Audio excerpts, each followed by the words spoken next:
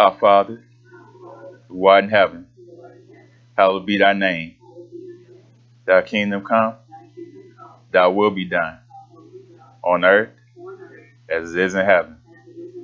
Give us this day our daily bread, and forgive us our debts as we forgive our debtors.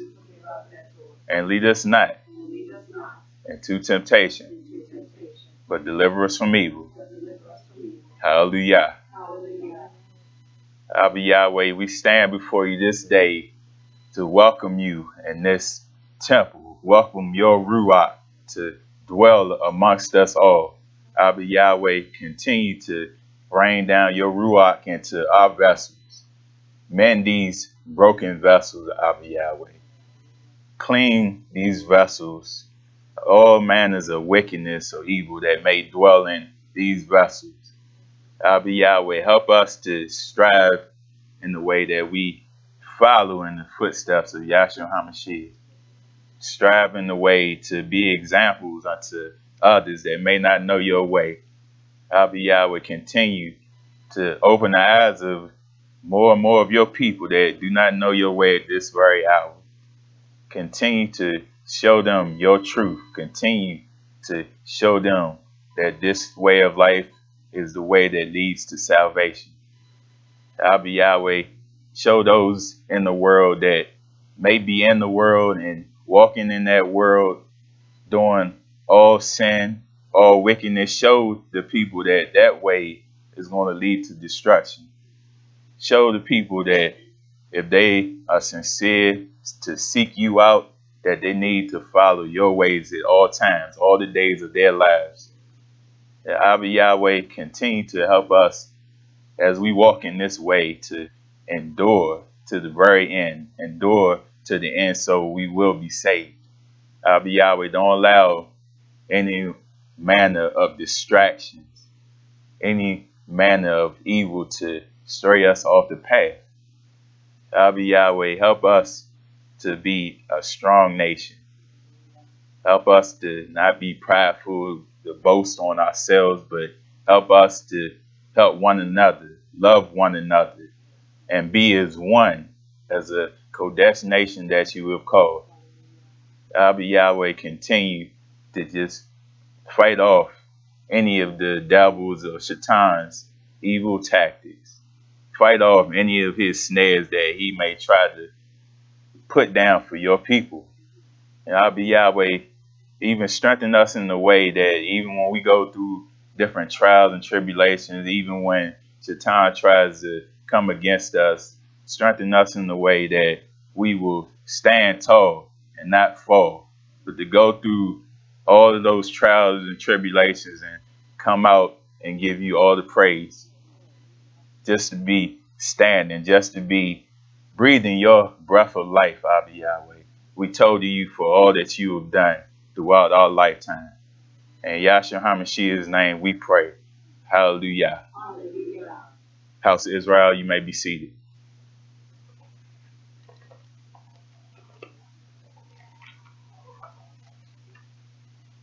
Say shalom to all the house of Israel today. Shalom to all that are tuning in on the very live stream. Today I would like to read from the book of Psalms. This is Psalms 14.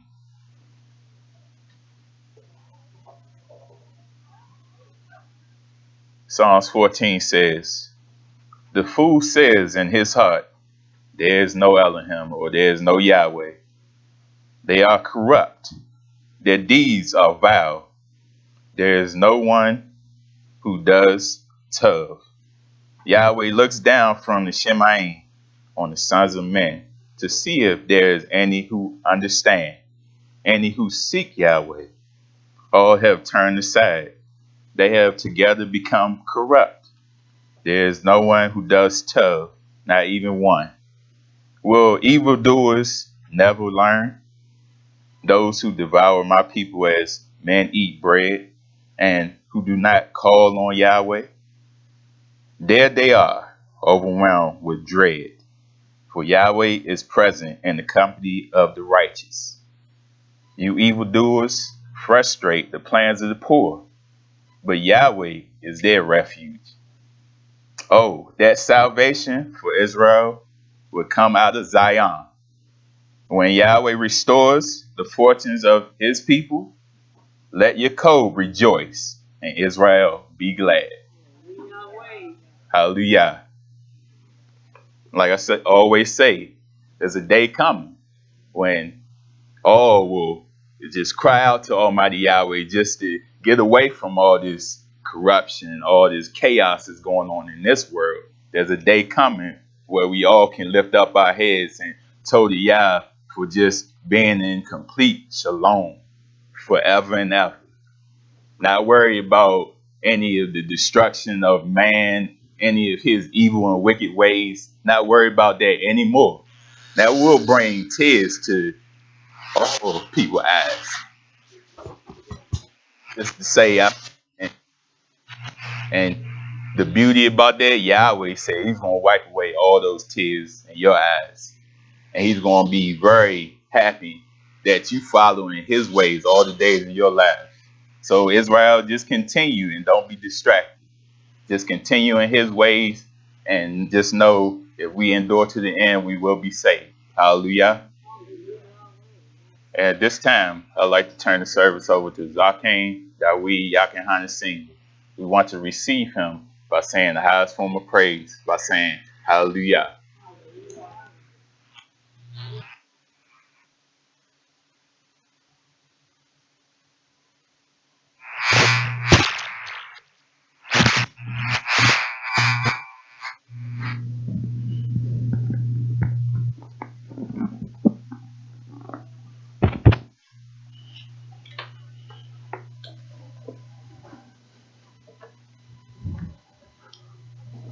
Hallelujah. Shabbat Shalom Yisrael.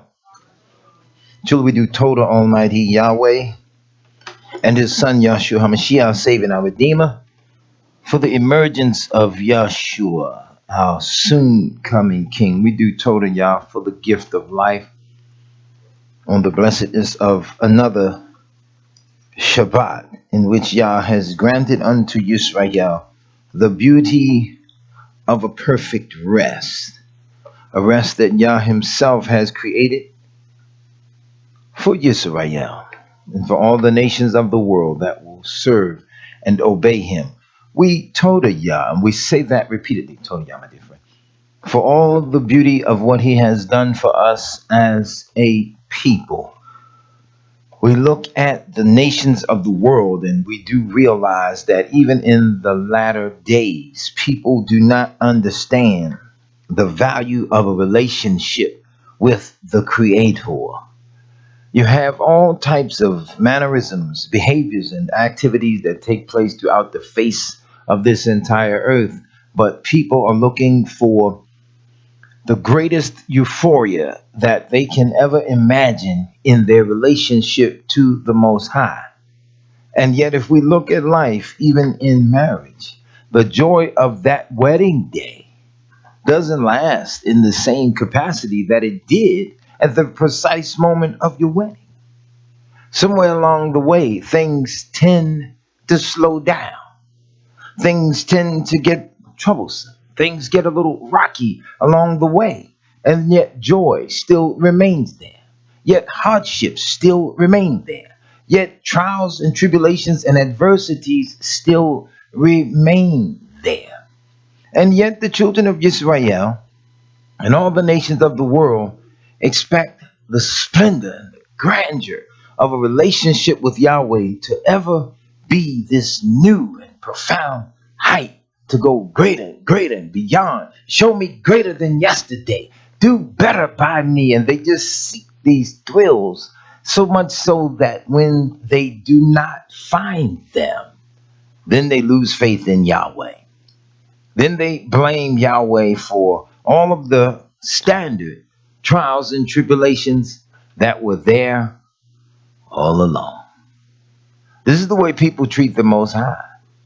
But the reality of the relationship with Yahweh, as He has taught us in His Word, is that the eye has not seen, the ear has not heard, neither has it entered into the hearts of men the beauty of all the things that Yah has in store for those who wait for him. So when we seek that euphoria and we look for that in this lifetime, yet we have not lived up to the simplicity of the standard that Yah has commanded for Israel, do we not, in all intents and purposes, declare to his face that we are not worthy? Come on now, think about that. We as a people, all we as a nation have to do is, oh, that's beautiful. All we as a nation have to do is keep our mind stayed on Yahweh and let that mind be in us, which is also in Yahshua. You know, I almost forgot. I don't know if the sisters are ready yet. Let me just do this survey. You all want to sing that song for the people of Yahweh, or you all want to, what do you need, another week? What do you think? Y'all talk to me. Then nobody say anything. Nobody say anything. Somebody said we can do it. Those are the ones I wanted to hear from. You know what? Do we have? You know what? We don't. Do we have the setup for that yet? For the microphone? That's the key. We would need the setup. Am I correct? He says he can make it happen in a few minutes. Let me do that. Let me go on. He's gonna make that happen. We told y'all for that. Listen. Here's one thing you want to have to do. The scripture says, "Be ye always ready." As far as to give praise unto the Almighty Yahweh, then that's that. We'll be ready. I got a couple of scriptures up here. I'm going to show you some things that today's message is last days corruption of the assembly. So things that are going to knock people off the course that they're on now. And we're talking about the last days corruptions of the assemblies. And one of the things that I was looking at in Yahweh's hidden scriptures is the fact that songs of joy and praise, he said, would cease from the house of Yahweh. And I thought on that as I was standing here and I was getting ready to say, let this mind be in your head. I had thought about that. I said, yeah, we did say, you know, when the sisters were rehearsing that, say, you all need to sing that. Sing that on the air. So we'll do that. If the minister says he's going to have that ready for you all, he's going to make it happen, he'll do that. I'll step aside and let you all sing that. I think that the people of Yah need to be encouraged. We told y'all, for you that have joined us today, here at the house of Israel, the Assembly of Yahweh, as well as for those of you that tune in by way of the live stream, we appreciate you, your praise, your encouragement, your comfort, for all of the different things that we as a people of Yah go through. We want to thank Yahweh for that. We want to have our minds on Yahweh and have our minds on him in a way where Yah knows that we are sincere about it and that we mean business. We don't want to just go through rituals and motions of just doing something for sake of doing something. I take this very seriously, and I can always tell when what I'm doing is the right way because my opposition always emerges. I don't even let things like that fret me. The opposition, but people, they hate and despise Yahweh to such a point and a degree that as they killed the messengers of Yah in the days of old, they would seek to do the same thing in this lifetime. So Yah's people have to understand that. We have to really seek out Yahweh in a way where we start to know and understand what's going on in this wicked world that we reside in, so that we're better able to navigate it as we patiently wait the consolation of Yisrael. This thing is almost over. My father said, well over 25 years ago, one day he was preaching on Shabbat, and the Ruach of Yah just had command of him in a way where he was in what you would say that rare form, where he was rolling the word of Yah out in a way so prophetically that what he did just awed the entire congregation. And I remember those words very clearly. And he said unto us in the 90s, so this nation and these nations of the world think they got another 200 years. He said they got another thought coming, so they might as well use it. He said if they think they got another 150 years to rule this earth and to do what they're doing, they got another thought coming, they might as well use it. He said if they think they got another 100 years, they got another thought coming, they might as well use it. He said if they think they got another 50 years, and then he just shut right down. I'll never forget that. I'll never forget those words, because he didn't go any further. And I want to say to us as Yisrael, I'm going to show you something real intriguing today that brother told me in a phone call earlier in the week, that it was interesting, something that I mentioned on the air concerning the emergence of the mark of the beast. It's interesting how you can say things and teach things. And I walked through a community mall to make a purchase of something early in the week to donate to some families in need. And the woman in the mall, she stopped me. She says, "Do you remember what you said when you spoke at the community center over 25 years ago when you told us about the mark of the beast?" She says, "I thought about you the other night because ABC Evening News ran a story where they're seeking to mark and tag people by way of their jobs." She says, "My son wasn't even born, but I kept telling him what you said, but he saw that for himself." And I said, "Well, rather than give me the credit, let's just do this. Let's give it to Yahweh because he gave it to his messengers to see into the future, to see that, to say that, and to understand that." And the same as a brother that called, and he said that he was baffled why the Assemblies of Yahweh don't preach that as a message. And as I was looking over the message and going over this information, even this week, it said as well that there would come a time where the messengers of Yahweh would cease to preach the prophecies of the book. So that even as we see these things unfold, we don't have to get upset and be alarmed, but just as they unfold, we have to ready ourselves. Minister, what you got for me? You ready back there? They're ready. Let's do that. I'm going to turn this one off. I'm going to step to the side momentarily. There was a song that the sisters were singing in their rehearsal last week, and I never bother the people in the men's and women's study. I always stay out of the way. But the sisters were singing that song so beautifully. I said, "You know what?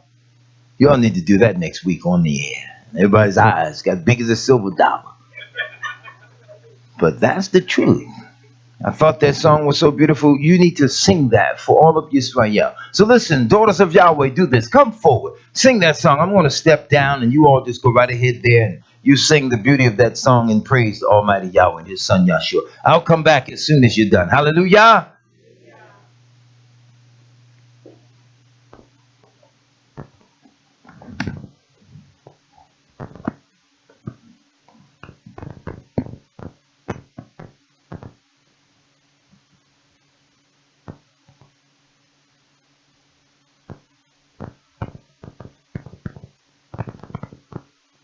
Let this mind be in you, which is also Yahshua. Let this mind be in you, which is also Yahshua. Let this mind be in you, which is also Yahshua. Let this mind be in you. Let this word be in you, which is also Yahshua. Let this word be in you, which is also Yahshua. Let this word be in you, which is also Yahshua. Let this word be in you. Let his Ruach in you, which is also Yahshua. Let his Ruach in you, which is also Yahshua. Let his Ruach in you, which is also Yahshua. Let his Ruach be in you. Let his truth be in you, which is also Yahshua. Let his truth be in you, which is also Yahshua. Let his truth be in you, which is also Yahshua. Let his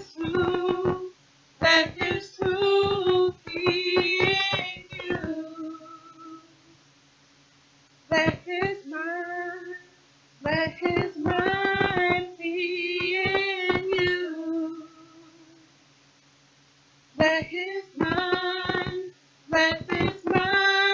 be in you. Let his mind be in you.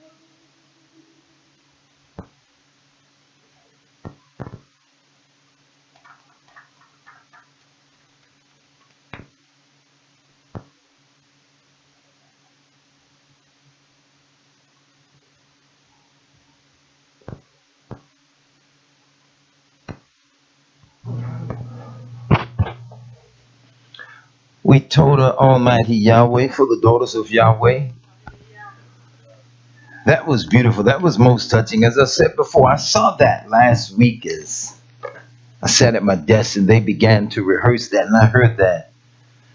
I said, no, you all got to sing that for the people of Yahweh. We told Yah for that. That was so beautiful. I am greatly uplifted in that, to know that we must let the mind of Yahshua be in us as a people. That's one of the things that we have to seek after more than the wealth and the riches of this land and all the things that are in it. Brother, I'm getting a little bit of interference. If you can restore that for me, I'd be greatly appreciated. It's throwing me off just a bit. But nevertheless, again, we told y'all for you all on this marvelous Shabbat, for the greatness of this day and for all that Yah has commanded that we as Israel do as a people. Let's open our scriptures. I want to go right into this from the beginning, from the book of Deuteronomy. I'm going to open in Deuteronomy chapter 32. Something so profound that Yah has granted unto the messengers of Israel, that we as a nation forget that Yah says that we are a nation of kings and priests. As a nation of kings and priests, or a nation of the Malat of Almighty Yah, a nation of Kohanim of Almighty Yah, and all that has been done by way of the value of what Yah has granted unto us as his people, we do have to realize that he has not dealt so with any other nation in the capacity that he has dealt with the children of Israel. I tried to teach unto us in a way where we as a nation don't just get caught up in the vanity of racial pride.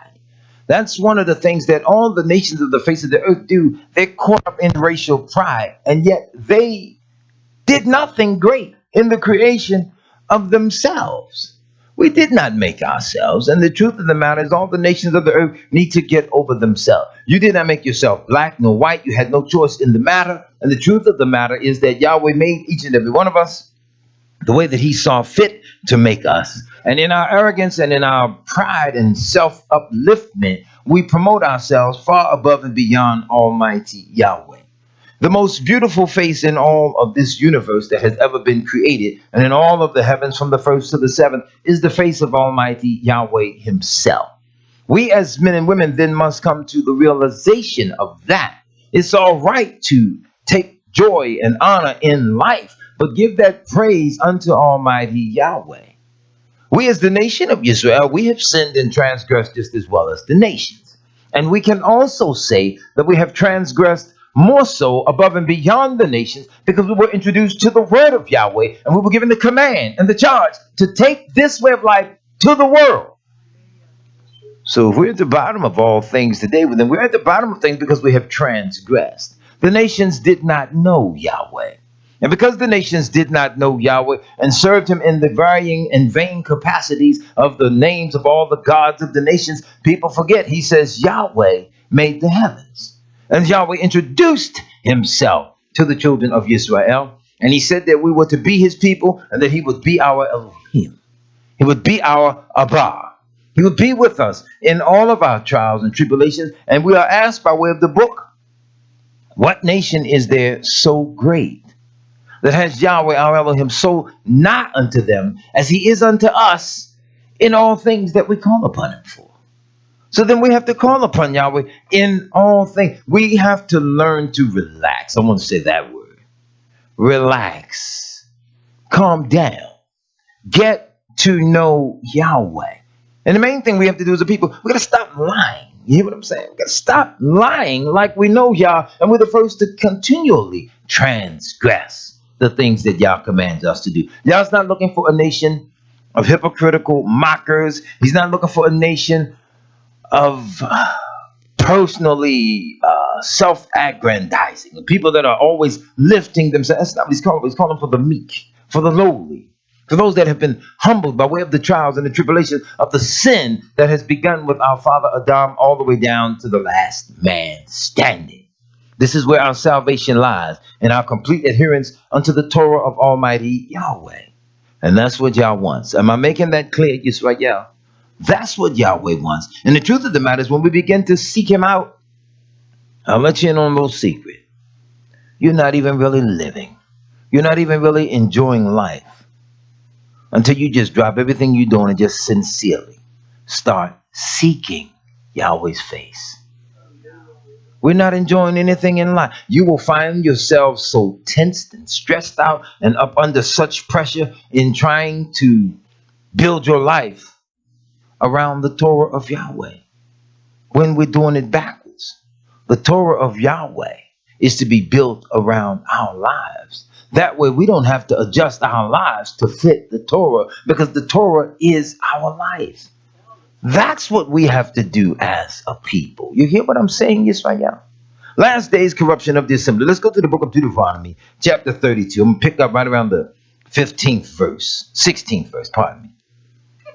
Deuteronomy 32:16 says, they provoked him to jealousy with strange gods. Now, that's enough right there to anger Yahweh. You see what we did? With abominations provoked they him to anger.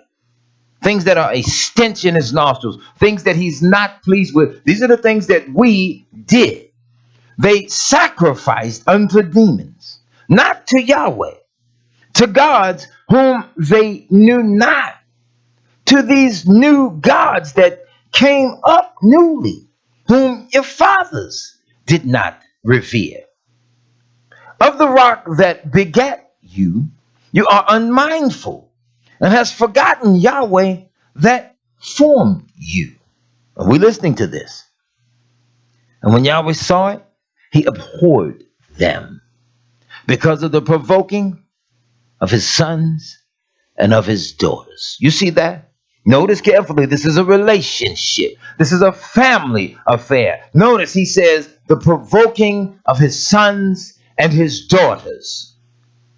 And there are a lot of people on the earth, but he is addressing the behavior and the mannerism of his nation. You hear what I'm saying?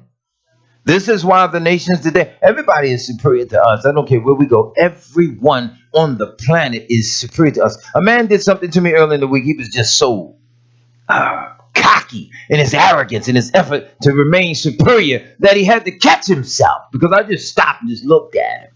He had to catch himself, and he, oh, so sorry, so sorry. And I was thinking to myself, no, you're not. You did exactly what you intended to do. And I didn't say a word. I was thinking it. I just looked at it. And sometimes it's just the look. Sometimes it's just the communication of your Ruach with their Ruach, that they understand the value of things. See, I'm of the mindset that all the world knows who the people of Yahweh are. I'm of that mindset. I watch things very carefully in this. I tell people all the time, please, just go ahead. Don't keep mouthing at me. I'm looking at these things from a perspective that Yah wants us to look at it. I'm not looking at it from my own perspective. And that's why sometimes our wisdom doesn't become as pervasive as it should, because we're too busy looking at the world from everybody else's perspective. I've had lessons and books on racism and the study of race and the hatred and the animosity of all that it is. And I've come to understand that practically, or as the old folks will say, pretty near all those books on racism, they don't define the depth of what it really is that global racial hatred against the original people of the earth is all about. See, at the end of the day, the nations are so angry with Yahweh that Yahweh chose one and excluded all of them, that the only way in is through Yahshua. And that the only way in is through his nation that he has called to be a nation of kings and priests. Some people don't like that. Some people don't like order. They don't like the way in which the thing has to be done in order to have the positive result. So sometimes people are willing to shift rules and regulations. Here's a good one for you. Girls road trip. Here's a good one for girls road trip. It's about a group of women now. They got to travel other states to hunt down men, to have sexual activities and their urges satisfied. So then society says it's the number one movie in the country that advocates all sorts of wickedness, all sorts of mannerisms and behavior. And these are the types of things that we're after. But the rules of Yah's house command you better not be anywhere near that. But because we like to switch a thing around, because we don't want to do it in the order that Yah says, we want the result that Yah says we'll get if we do it in his order. But we want to do it the way that we want to do it and be right in Yahweh's eyes, in the eyes of all the world, and in the eyes of ourselves. But we are the laughing stock of the nations. And this is why the nations, and even those that are of the hue that look like us, hate one another so badly. Because if Yah places the mind of Yahshua upon you, where the things of this world don't matter to you, because you are determined that you're going to save your soul, suddenly the hatred, the racial tension, and the animosity, all that goes out the window. The depth of secret spiritual hatred for Yahweh and for his chosen ones comes to the forefront. And that's the point we keep missing about it all. Am I making sense?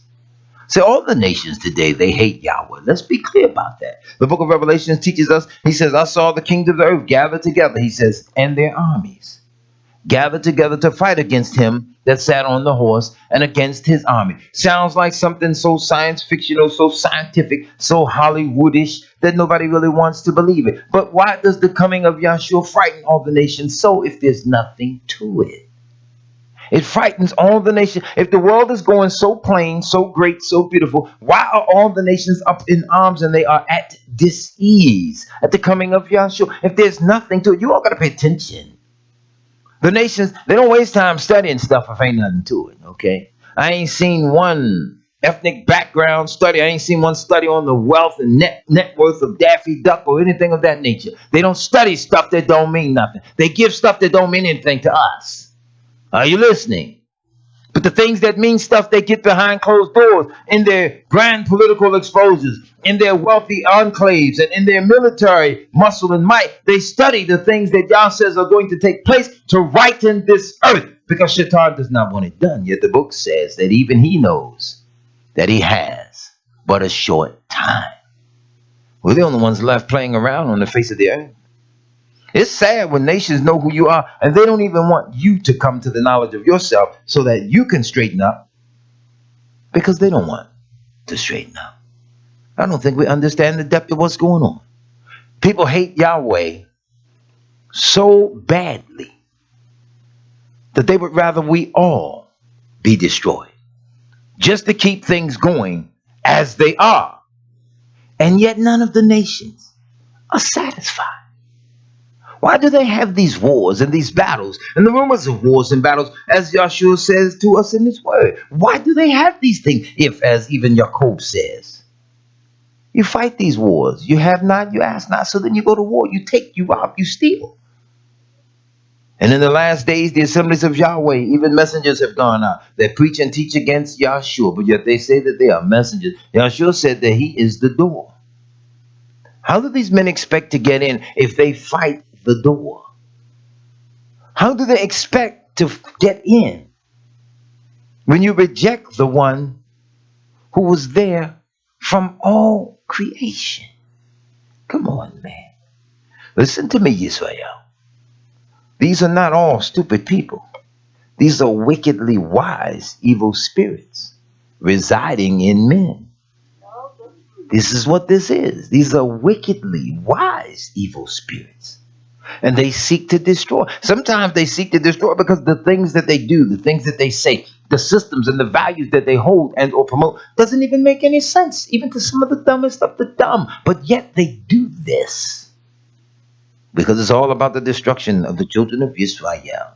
Let's jump right down, all right? Same book, Deuteronomy 32. Look at verse 24. They shall be burnt with hunger and devoured with burning heat and with bitter destruction. I will also send the teeth of beasts upon them, with the poison of serpents of the dust. The sword without and terror within shall destroy both the young man and the virgin, the suckling also with the man of gray hairs. You hear that? The man of gray hair. Is this not our community today? People are being killed. Children are being shot down and murdered in the street. 98-year-old man was just murdered here in Baltimore just last week. Who knows how many more days or years the man had ahead of himself. But nevertheless, they were cut short because of an evil spirit. And a community and a nation and a culture that commands no snitching, no telling. So now you mean to tell me nobody can point out who did that? Nobody knows who did what? And someone can die like that? And the community would rather protect murderers? Come on now. We lose our way. We lack a profound level of understanding of the beauty of Yah's truth and His Torah because we desire wicked, evil culture of the earth today. Come on, man. We're not living right. And because we're not living right, we're not living at all. Let's tell it like it is, okay? We're not living. These mothers know these boys are killers. Come on, man. These fathers know these boys are robbers. They know these sons and daughters are whores and hookers, hoochie mamas, or whatever it is we want to abide by. Come on, we know these things. Hollywood helps us to promote it. I said again, girls road trip, boys night out. However you want to look at it, these are the things that we're into. So Yah says, the sword within and the terror without shall destroy both the young man and the virgin, the suckling also, and the man of gray hairs. I said I would scatter them into corners. I would make the remembrance of them to cease from among men. People today, they don't remember you as being great. We talk that all the time. Brothers today say, oh, the black man is God. Well, why are you enslaved to the devil? That's the end of that. They don't even think anymore. They just think that they're so grand. You got some explaining to do if you're that much powerful above Yahweh, but yet you can't even get peace in the voters' booth. You can't even get peace in the county courthouse. You can't even get peace in the public school system. Come on, man. There's something wrong. So Yah said, I said that the memory of them would cease from among men. Were it not, listen to the favor of Yahweh. Were it not that I feared the wrath of the enemy, lest their adversaries should behave themselves strangely. Meaning these people will do to you, and they'll do to you, and they'll do to you, and they'll get wilder, they'll get more cocky, they'll get above themselves, and failure to realize and allow and to know that Yahweh allowed them to do even what they've done. He says, were it not that I feared the adversary should behave themselves strangely, unless they should say, our hand is high, and Yahweh have not done all this. That's what they're saying today. They're saying Yahweh didn't turn you over to them because you were never his. That's what they say. They're claiming and pretending to be you and I today. If you notice, don't nobody say nothing about them. Very few people even bring them up. And then the children of Israel, when they do bring it up, they always want to do it from one standpoint. We're always arguing from the standpoint of Jacob and Esau. That's all the Israelite community that we fight. Jacob and Esau, Jacob and Esau, Jacob and Esau, Jacob. Come on now. Somewhere along the line, you're going to have to look a little deeper in the book than that. Y'all did remind the children of Israel, thou shalt not abhor an Edomite, for he is thy brother. Listen, if you don't even know how to deal with him, that's one of them conversations where you do well to do like they do. Shut up. Stand down. You ever notice there's certain people in society today, they don't let you know how they're thinking. They don't let you know how they vote. Certain issues come up that's testy to them. They get quiet. They don't say nothing. You ever asked your average coworker how you voting? They don't tell you whether they voting Democrat or they don't say nothing. Certain things can be against you. They don't say a word.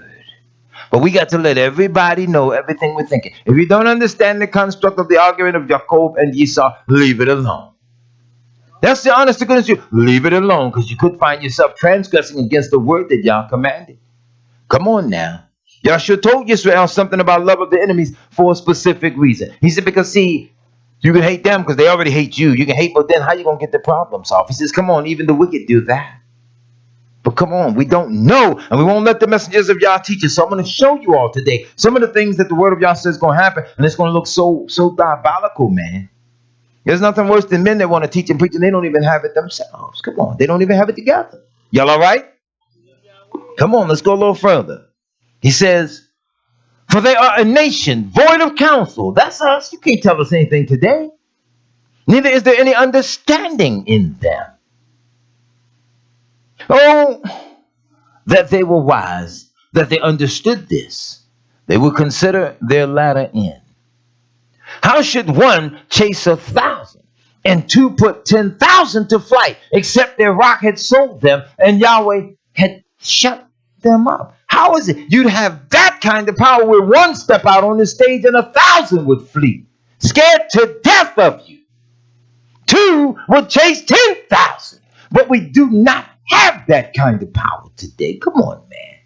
Where are two messengers today that walk side by side and can take the word of Yahweh from one end of the country to the other? Where are just two that can do that without fear, without trembling of hands? Where are they?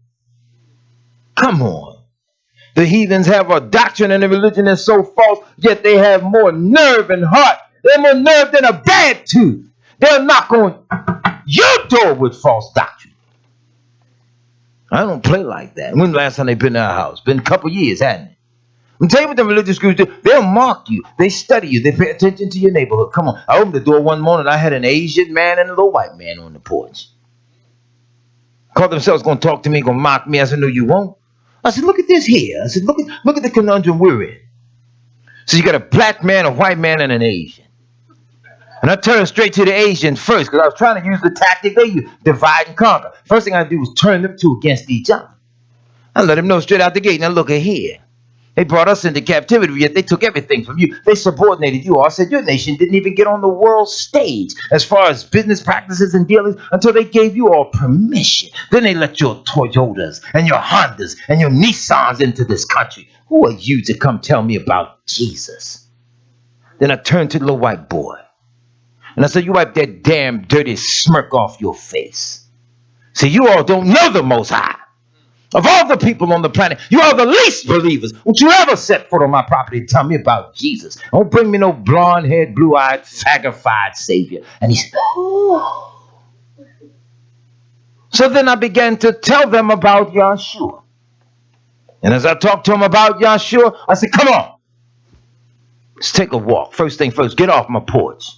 That's what the scripture says. You don't come to nobody's house of Yahweh. It says, don't let them come to your house with that. It's in the book. So I walked them down the aisle. I wanted them to understand. Get off my property with that evil spirit. You get here. And I walked them down the aisle a little ways. Stood there and talked to them and beat them up. Sent them on their way. They don't knock on my door. I watch them Sunday mornings in the neighborhood. They go to this door. They go to that one. They go to that one. They skip this one. They do it. It's been years. They do it. No, you won't come to my house and convert me to Jesus. You won't come to my house, convert me to Jehovah. You won't bring it to my door. Because if you bring it to my door, I give you warning. I'm going to open this book and I'm going to blast off on you with both barrels. We should not have the nations to do us that way. And we don't have to be hostile and inimical to people. It's based upon their spirit. As you receive their spirit, then you must dish it back. That's all there is to that. If the men of Yah can't defend this book, there's no need to even bring it up. Do you hear me, Yisrael? Yeah. There's no need to bring it up. So Yah says, for their rock is not as our rock. Even our enemies themselves being judges. Is that not what's happening today? Do not our enemies judge us today? Do not our enemies give all the orders and the commands? They set the tone and the direction for everything that takes place in the communities today. They set the tone for that. But we as the people of Yahweh, we don't want to pay attention to the beauty of the things that Yah has said unto us as a nation. Let's do this. Let me go back. I'm going to pull out of Yahweh's hidden scriptures. Let's see here if we can go to the ascension of Yeshua, or the ascension of Isaiah the prophet. A lot of people, they try to murder the image of the lost books. I tell brothers all the time, well, don't go looking for the lost books if you haven't read in the ones that have been found and sitting right in your face all your life. I tell the brothers all the time, don't do that. Don't go in there. See, you'll end up murdering the scriptures even worse. You have not mastered 66 little books. How do you think you're going to run up against 215 others? And come on, most of our people are not that scholarly. I'm not disrespecting us as a people. I'm just being realistic. We're not that scholarly. Yah says to Israel that if we keep the Torah of Yahweh, he says, keep therefore and do them. For this is your wisdom and your understanding. in the sight of the nation. Because see, the word of Yahweh connects to all things in life that we deal with. Are you listening? It connects to everything. Yahweh's word, it is mathematical. How about that? Yahweh's word, it is scientific. How about that? Yahweh's word, it is political. It is economic. It is social. It is judicial. And it is practical in every aspect and every dynamic of our living. I know this because I was born and raised in this, and I see the applicability of the Torah to everything that we do. And when we come to understand that, we don't have to be religious zealots. We don't have to argue and debate people on our job, in the neighborhoods, in the school. You don't have to do any of that because the Torah of Yah is so deeply ingrained in your mind that you're just simply trying to live it. So much so that when you stand and take a breath, you realize just how beautiful that even felt. That you thank Yahweh just to breathe. Whereas those that hate Yahweh, this is a terrible irony, but they hate Yahweh. And they'll smoke a cigarette and say, these things are killing me. Then why don't you stop? You understand? You see how Shaitan has crafted our minds into a way where we will smoke. We will do that which is killing us, and we'll take delight in that which is killing us, and yet the Torah brings life, and we'll hate it. Come on, man. I'm going to tell you all something about life that you already know anyway. You ready for this? 99% of the people you encounter every day of your life are out of their mind.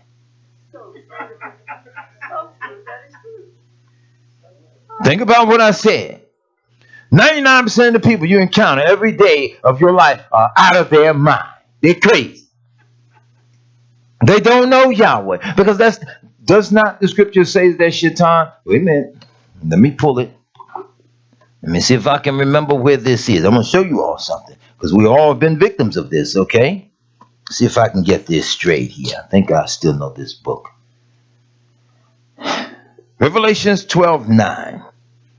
And that great dragon was cast out, that old serpent, called the devil and Shaitan, which deceiveth 1/3 of the world, 1/4 of the world, 85%. I'm going to hold my point. I'm saying what I'm saying. So y'all going to hold y'all point and say the whole world, huh? So y'all just going to stick to your point like that, huh? So y'all ain't going to let me have my point, right? So y'all just going to argue with me like that. So y'all books say the whole world. Proud of you. Stand on the truth. Don't back down. That's what it says. The devil deceiveth the whole world. He was cast out into the earth. And his angels were cast out with him. You think because they got cast out here that they were on vacation? You think that because they down here, they weren't going to continue to fight to maintain that stranglehold on the world? Now you see why I say without Yahweh, 99% of the people you encounter every day of your life are crazy and out of their mind. They're without him. And a lot of times don't want to know him.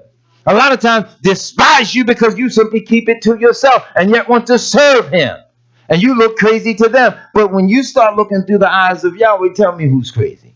Tell me who's out of their mind. Tell me who's blind. Tell me who's deceived. Come on, man. We got to look at Yah's word for the value and the beauty of what it is. Come on, man. People they hate, man, people been beating me up for 9 years. I'm going to punch in your face when I see you. People just get so mad with me about the word. I always have to ask them, are you going to run up on me and punch me in my face and leave yours in the car? Are you going to punch me in the face and leave yours at home? How does that work? Every messenger Yahweh sends ain't going to be a coward. Sometimes you're going to run across messages of Yah that read them war stories in the book and was stood up by that. I love Jehu the prophet. I don't know who you think you playing with. You better go back and read about that man. I love Dawid. You know, Dawid did one of the most fascinating political maneuvers in life. That had such far ramifications that beyond his death, you look at that and say, man, that was serious. There was a man that was worthy of death, and David was the king. And the man came, he begged and pleaded for his life. You know he's worthy of death. What you did, you need to die. David says, I tell you what, I ain't gonna kill you. I ain't gonna kill you. He kept his word. He didn't kill the man.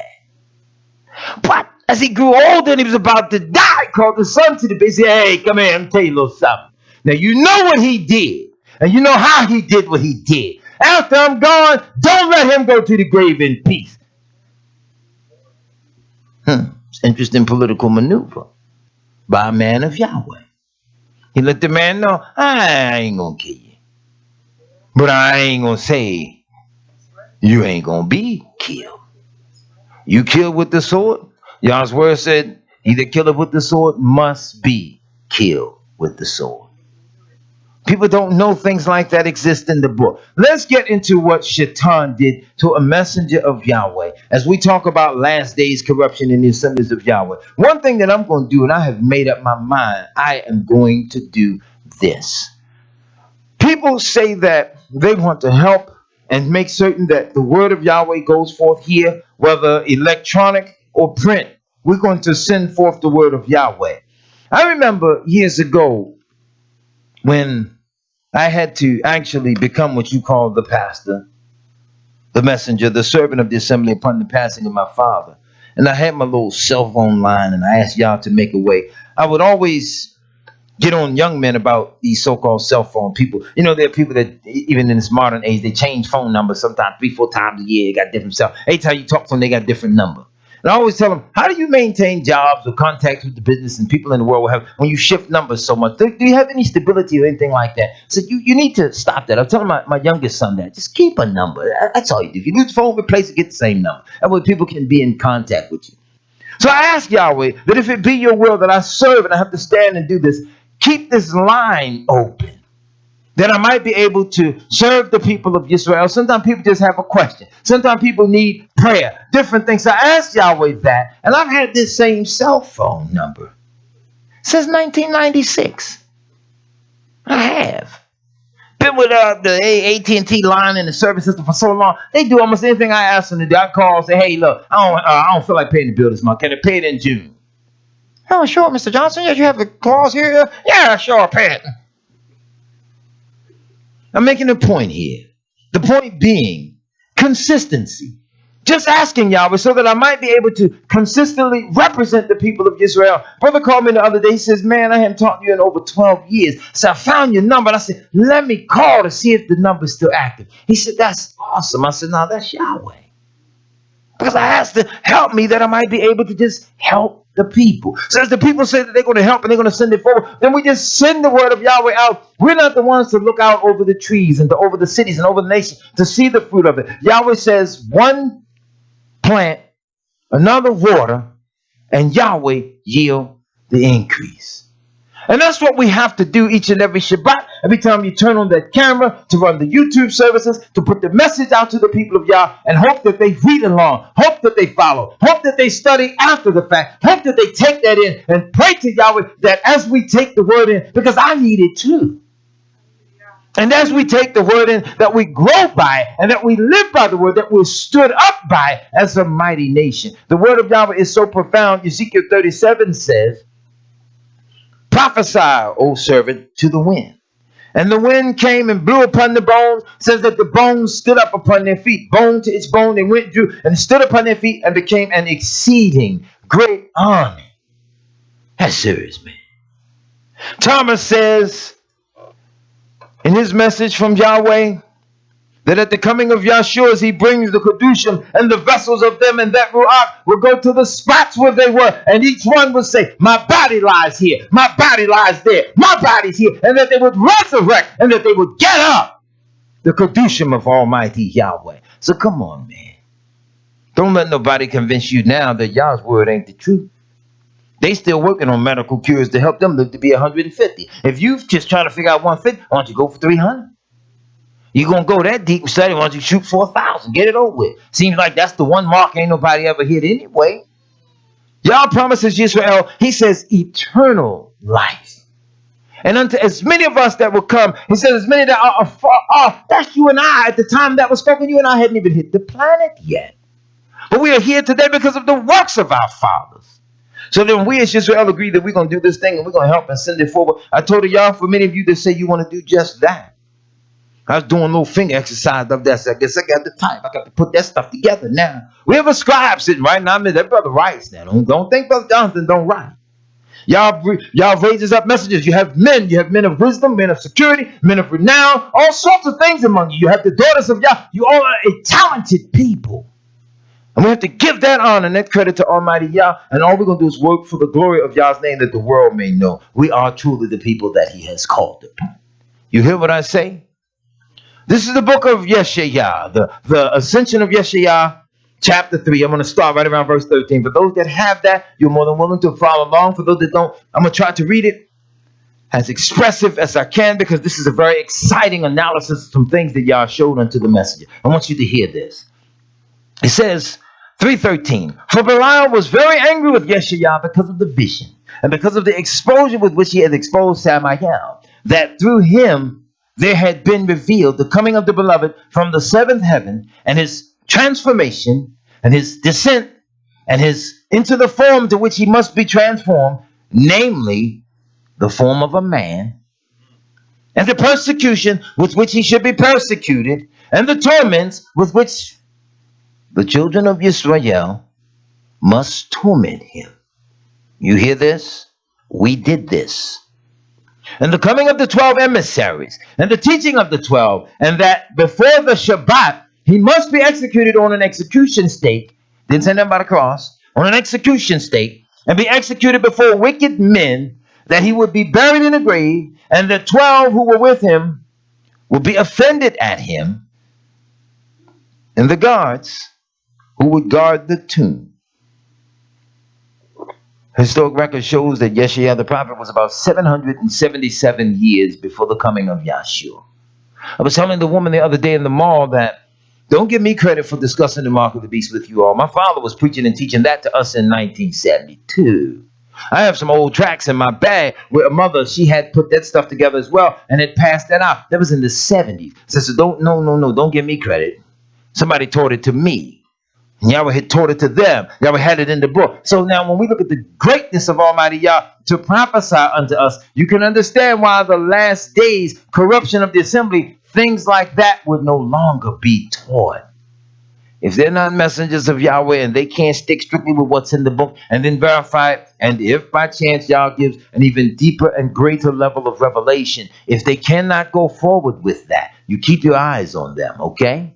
You keep your eyes on me, okay? If you see me straight from the path, you pull my coattail now. We want to walk with what's in the book. Hallelujah.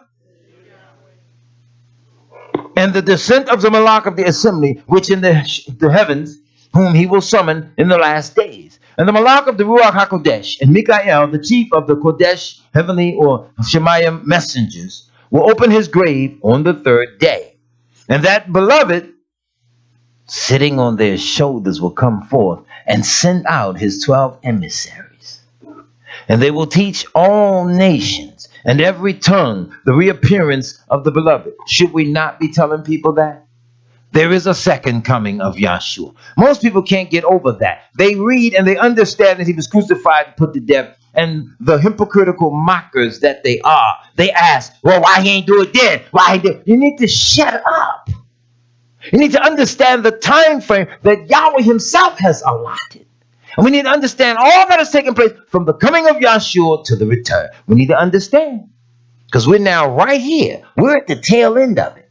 And we don't even know the history of all that has taken place. But yet we're here and we try to deny it. Come on, man. See, some of these brothers, I'm glad and y'all that they're not attorneys now, because you'd be going to prison. It's a piss poor attorney that don't look at all the evidence. You hear what I'm saying? They have what they call the discovery process. Each side has to disclose to the other side what they got. Say, well, look, man, check this out. We got pictures of him on camera. Now, he might not have did the murder, but we got some pictures of him. He coming out the house. This is a bloody T-shirt in his hand. He threw that under the trunk of the car. These is bloody pants. He took them off and he changed into something else. Now, you say he might not have did the murder, but he got blood on his clothes. So then the other side said, well, that's interesting. I got film footage too. 20 minutes before he got there, here comes somebody else running out with a knife in their hand, and they got blood on their clothes too. Are you going to play this part of the tape in court like you got that part? Discovery. Now, as our messengers, they today are on the case for Yahweh. They are prosecuting the case for the Torah. If they're not going to tell it all, why even go into the courtroom of Almighty Yahweh and say that we are his messengers? Am I making sense? We have to look at this for what it is. So it says, they will teach all nations and every tongue the reappearance of the beloved. Those who believe in his state will be delivered, and in his ascension to the seventh heaven from where he came. And that many who believe in him will speak through the Ruach HaKodesh. Did you hear that? Let me read it again, verse 19. And that many who believe in him will speak through the Ruach HaKodesh. And there will be many signs and wonders in those days. Are we not able to read about those signs and wonders today? We read these things now. And afterward, at his approach, his emissaries will abandon the teaching and prophecy of the 12 emissaries and their faith and their love and their purity. That's us. The apostles are gone. It's us now, the emissaries, that have to pick up where they left off. But look at what he says prophetically would happen. They will abandon the teaching and prophecy of the 12 emissaries and their faith and their love and their purity. And there will be much contention and many heresies at his coming and at his approach. Do we not have that today? This Israelite group is against that group. This Israelite group is against that group. That group is against. I told y'all for giving me a mind where I've learned to back away from that now. I don't beef with a lot of them. They're elders now. I won't even walk among them. I love them dearly, but I won't even walk among them now, because after so long of a time, even your cars, from time to time, you tune the thing up. From time to time, you wash the thing off. From time to time, you got to put a little more gas in it. Am I correct? How then can we be the messengers of Yahweh with the critical coming of Yahshua, with the critical working of Shaitan and his emissaries in the earth? How then can we remain 20, 30, 40 years on the same level with the same message and never grow if we are truly his emissaries? Should we not be able to come up hither? Is that not what he said to the prophet Yohanan? Come up higher. There were things that he wanted to show him. Come on, Yisrael. And in those days, there will be many who will love office, although lacking wisdom. It's in the book. This is the ascension of Yeshayah, chapter 3, verse 23. Let me read it again. And in those days there will be many who will love office, although lacking wisdom. Does not the book of Proverbs teach us that wisdom is the principal thing? And then he says, therefore, get wisdom. We're commanded to get there. This is your wisdom and your understanding in the sight of the nation. It's the whole Torah of Almighty Yahweh. This is our wisdom. This is what makes us wiser than all of the nation. We don't have to go and get a degree and a doctorate and this and that and the other. And if you have that, I'm not beating that down. I'm just saying we don't have to pursue that to prove our wisdom, okay? Come on, man. I have friends that I went to school with, people that I associated with, people that were valedictorians and all this other stuff in their classes and different things. And we come down to the math and reading proficiencies, math, English, something. It was four tests you had to take something anyway. I wasn't valedictorian. I wasn't none of that top of the line class, but I did something in the school that shocked them all. Those 4 tests that they passed, I got all of them 90s and above. And everybody was looking at me like, how you do that? And my secret was I was cutting up in school last year. My old man got on my case real hard. So I had to bear down a little bit, quit playing, had to study.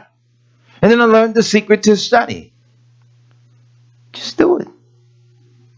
You ain't gonna know nothing in the book if you don't look at it. Right? People think studying is so hard. No. You study every day. You prop that TV on, you sit right there and study that screen. Think about it. That's a flat screen. That's 55. And how you know? Because it said it on the box. How you know? Because you read it on the box. How you know? Because the man said it and I believe it. So it's 55 inches. You just that wide to know how many inches it is. But did you ever take a measuring tape and measure the thing up and see that it's 54 1/4 inches? So you took their word because you studied what they said, right? Y'all said study to show thyself approved. And what we do, we shut the book up. Give it to me in DVD. I'm sorry. Unlike a lot of people, I don't learn like that. I'm sorry. Maybe it's me. Maybe I'm stupid. I don't learn through CDs and DVDs too well. I don't. I don't have the kind of time to sit still like that. I've been hyperactive all my life. But I will admit, when it comes to Yahweh's word, you can catch me in a good seat at a good desk. And I can sit. I can study that all day. I can come to the sanctuary any day of the week and can read and study and sit at my office for hours and read and study and get up and walk through this place and pray and meditate on what I've read and studied and understood. Go right back and sit down and look right back at it again and get a deeper, sharper understanding of it. It happens. Then somebody can turn right around. Y'all can give me a DVD. You can give me a CD. You can give me some other stuff. So, man, you got to check this out. And I just, for some reason, I can't get into it. I'm just that of a dullard, I guess. I know y'all's people, they read. First thing you shall receive from Almighty Yahweh, the scripture says it was written with the finger of Yahweh. You ever wonder where is that at today? Come on, man. Yahweh carved it out for Moshe again. Come on, he let it be known. So now let's get into this. He says further, because those that will love office but lacking wisdom, and there will be, listen, many wicked zakein, many wicked elders now. Elders, zakein, same word, Hebrew, English.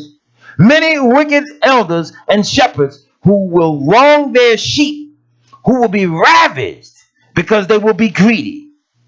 They do not have Kodesh shepherds. You hear what the book says? They don't have the men. They're not, as the scripture called them, holy men. Kodesh. They are not. Come on. I saw in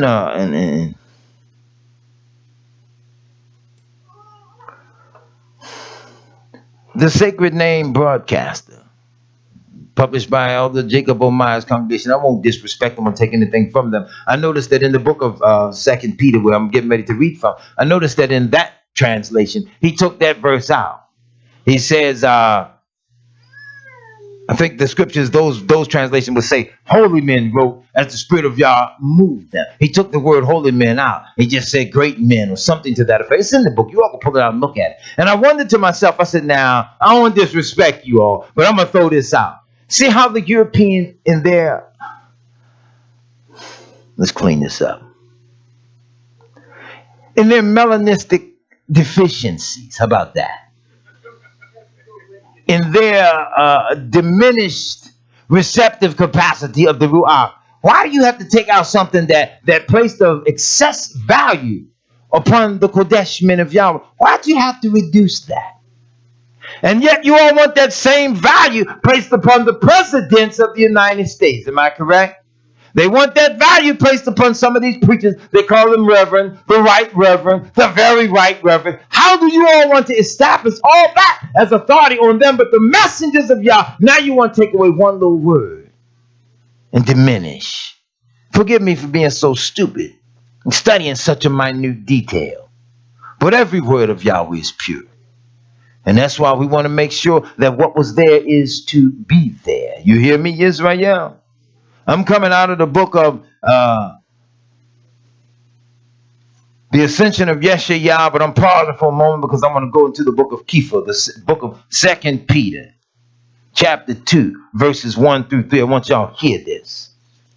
2 Peter, chapter 2, verses 1 through 3.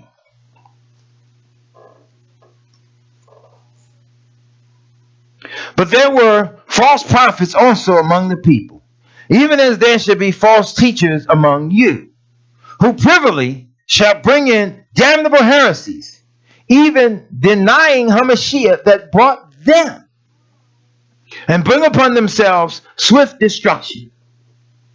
And many, now look at this verse, many shall follow their pernicious ways, by reason of whom the way of truth shall be evil spoken of. Y'all hear that? These are men now that are going to deceive people in ways where people are going to follow them. By reason of whom the way of truth shall be evil spoken of. See, those are the people. I had them get on the YouTube channel. Remember the messengers there in the letters where they subtly insinuated that they condemn us for believing in Hamashiach. But yet the book says that there was nothing made that was not made without him. How you going to get around that? Even you were made by him. Now you're denying him that brought you. See how sometimes we don't study? See how sometimes we don't do a comparative analysis? And most importantly of all, let's be clear, a lot of our people, they don't have access to a lot of those heavy-weighted scholarly documents.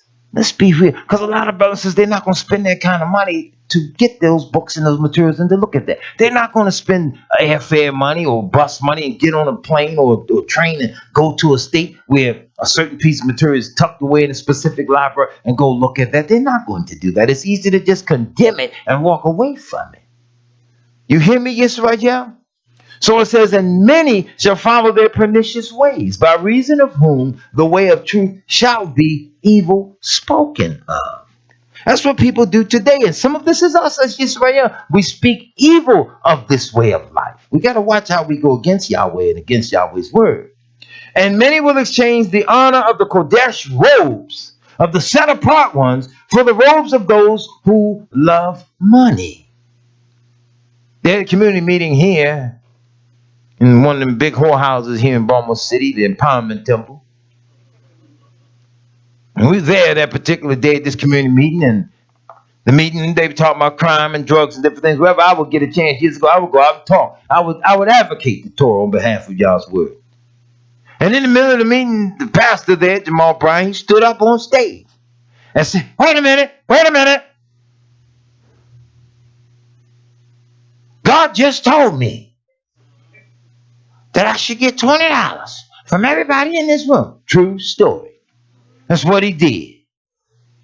That's what he did. And of course, you know me, I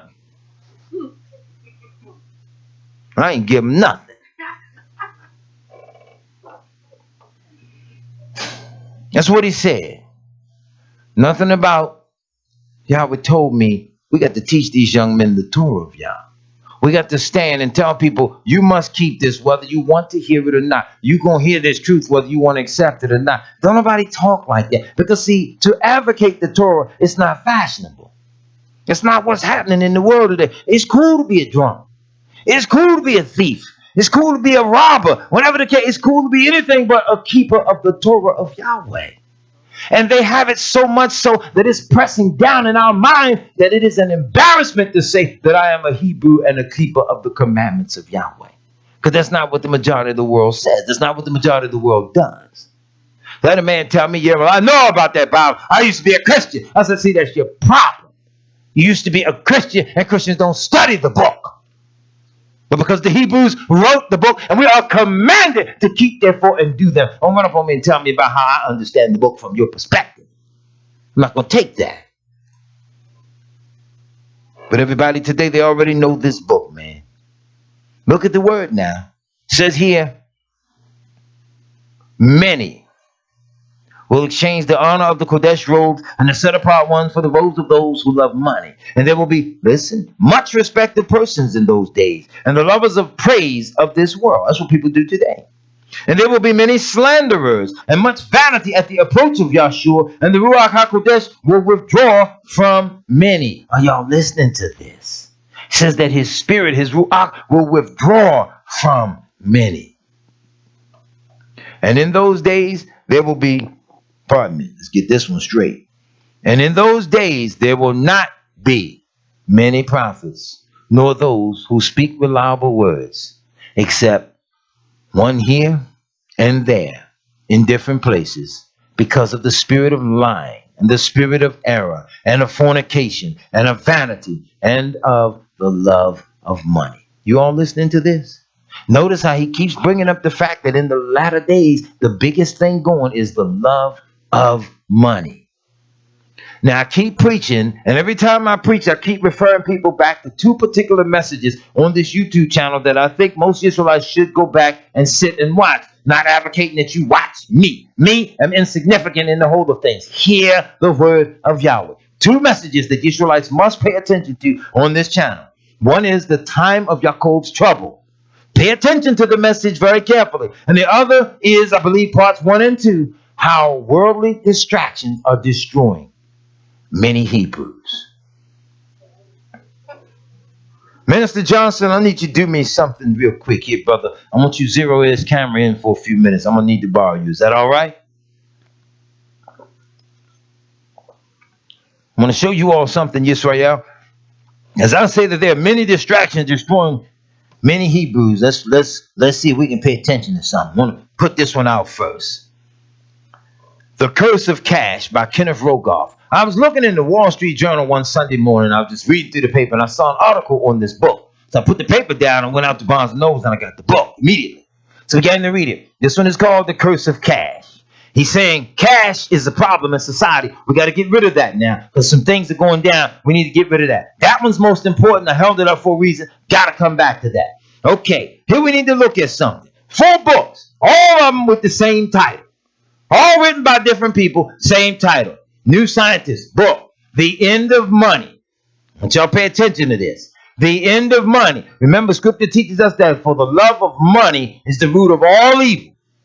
Now, try to get Hebrews to understand we are in the last days. This thing is winding up, but people are not paying attention. You got that one? People are not paying attention. The end of money and the future of civilization.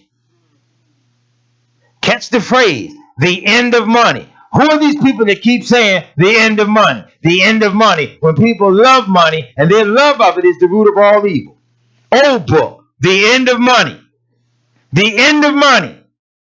The end of money. They keep right on saying it. For some strange reason or another. The end of money. The end of money. Here's one that I found most intriguing. The end of money. Counterfeiters, preachers, techies, dreamers, and the coming cashless society. The end of money. Right? Okay. If money's coming to an end, okay, then somebody got tired of the same old subject and they wrote a book and asked, well, what comes after money? Say, now it's getting interesting. Because somebody want to know what's coming after money. So then somebody investigated it as well. And they said, well, if you really want to know what's coming after money, I guess I got to talk to you about the future of money. So I'm bringing all this up because all these books were pretty much written by journalists and scientists and people that have studied things. How to produce a cashless society, but ain't nobody ever stepped up and said, look at here, y'all.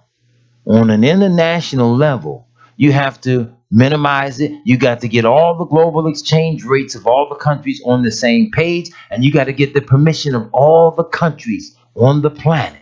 You got to get them all to agree that we got to do the same thing so that when we do it, nobody, nowhere on the planet can be able to buy or sell anything without our permission. But the book says that they're going to stop teaching and preaching the prophecies of the book. So they don't want to deal with that. I'm done. Thank you for that, dear brother. So now somebody come out and tell you, we're bringing this money thing to it. And I would pull the book out and read some of the quotes, but that ain't the subject. Israel going to have to pray now. And start drawing closer to Yahweh. Because how you going to own property if you can't pay the property tax with no money? The sister was frightened when she happened to see me in the mall the other day, going to the little store to get, like I said, the little children's group here in Baltimore. Little children, they struggling, striving as best they can. And when I was asked to make a donation, I had it in my pocket. I said, well, I'll bring it right up there. I'll go do that. So the sister was appalled by what she saw in the evening news. And I know when I mentioned it earlier, I saw the looks of some of you all. You obviously saw that report too. See, a lot of people have never studied this system. We can't say, I left a book. It's all right. Don't matter. The book is called Connectography. Look it up when you get a chance. It's called Connectography. Got the most interesting cover I've ever seen on the book. It's satellite imagery of the earth and all the countries of the world, where they show the electronic connections and how the world is lit up with power and different things. See, we think it can't be done. But what's interesting is right above Africa on the map is Europe. And Europe is the brightest place on there, lit up on the map. All others are lit up, but Europe is the brightest, meaning they are more in tune with the electronic commerce, the banking, cable, access, cell phone, all electronic devices. It's coming up out of Europe. That was the brightest spot on the map. You say, well, wait a minute. You look over here at Bangladesh, you look down at Austria, you look down at Madagascar, and you see them lit up too. Because they bring in all the countries of the world online. How you do it? The rich and wealthy countries, you stole so much from them, you start busting the rich down, and they come down to what they know and don't want to face is so-called middle class level. Then you take all the poor that was dirt poor and under nothing, $2 a day, bring them up. They might not have nothing to eat, but they got a cell phone. They got technology. Bring them up to speed. So those at the top come down to the middle. Those at the bottom come up to the middle. So you put everybody on the playing field. And then you say it can't be done. They doing it. Stop telling them people what they can't do when Yahweh's word says they will do it. Because he's going to allow it.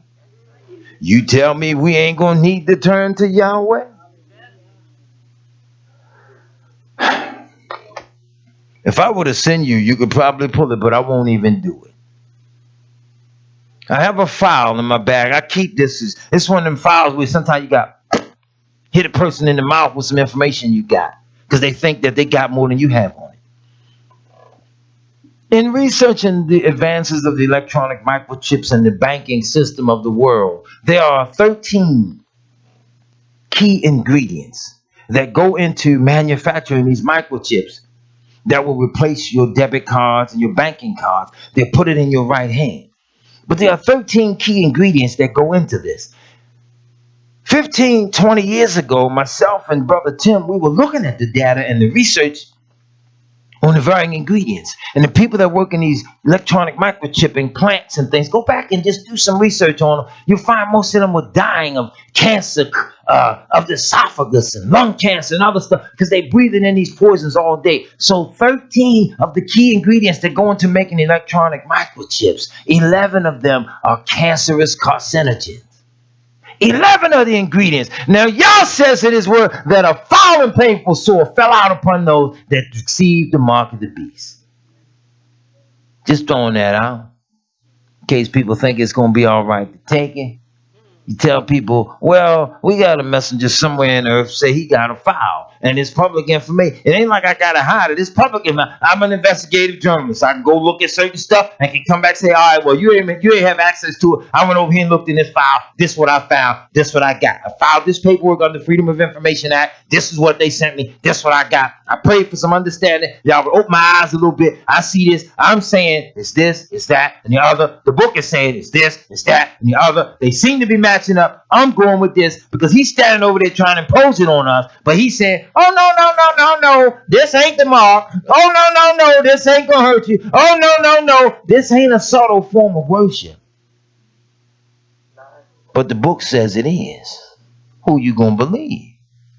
Y'all says they're going to stop preaching it. Well, let me read it again. And in those days there will not be many prophets, nor those who speak reliable words, except one here and there in different places, because of the spirit of lying, and the spirit of error, and of fornication, and of vanity, and of the love of money, which there will be among those who are said to be servants of that one, and among those who receive that one. And among the shepherds and the elders there will be great hatred towards one another. There will be great jealousy in the last days, for everyone will speak whatever pleases him in his own eyes. And they will make ineffective and will neglect the prophecies of the prophets who were before me. And my visions also they will make ineffective, in order that they might speak what bursts out of their heart. That's what Yeshua said. Said they're going to speak whatever come out of their heart. So you watch them now. One book calls about the end of money and high-tech dreamers, techies, and preachers and everything. So I was wondering, I said, well, what's that one all about? Because they saying they're going to get on them preachers about collecting all that money, and they don't have to fill no taxes out and don't have to even report it. They said, we even going to stop them too. That's interesting. And all this stuff I done read, it covers every conceivable angle. Even when you hire the little bitty babysitter off the book, they got a way to now make you even pay her. Come on, y'all. When are the people going to start looking at this? When are they going to start seeing it? Truth be told, a lot of people give compliments because of the Wednesday radio broadcasts and things of that nature. But I got to be honest with you all and say, truth be told, I've been kind of holding back what I really want to say because the people are not ready yet. Their minds are not there yet. So then you got to spoon feed them. And if you all think what I'm saying Wednesday is controversial and it's getting people's attention, you might want to just hold on and buckle up a little bit because it's going to get rougher. Because when you start seeing where all this is really coming from and start understanding the severity of what Yah says is going to happen in this earth, Israel will realize we ain't got no time to play. No time. Come on, man. We better learn how to pray. And we better be able to put ourselves in a position with Yahweh where he'll hear what we ask for. Something interesting happened yesterday evening on the way here to the assembly.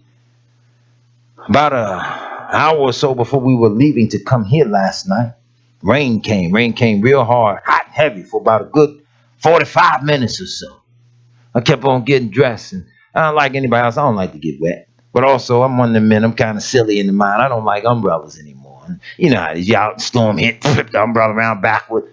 It ain't no more good to you. Well, I'm wet now. You let the thing go. Well, that's me. Anyway, so I prayed.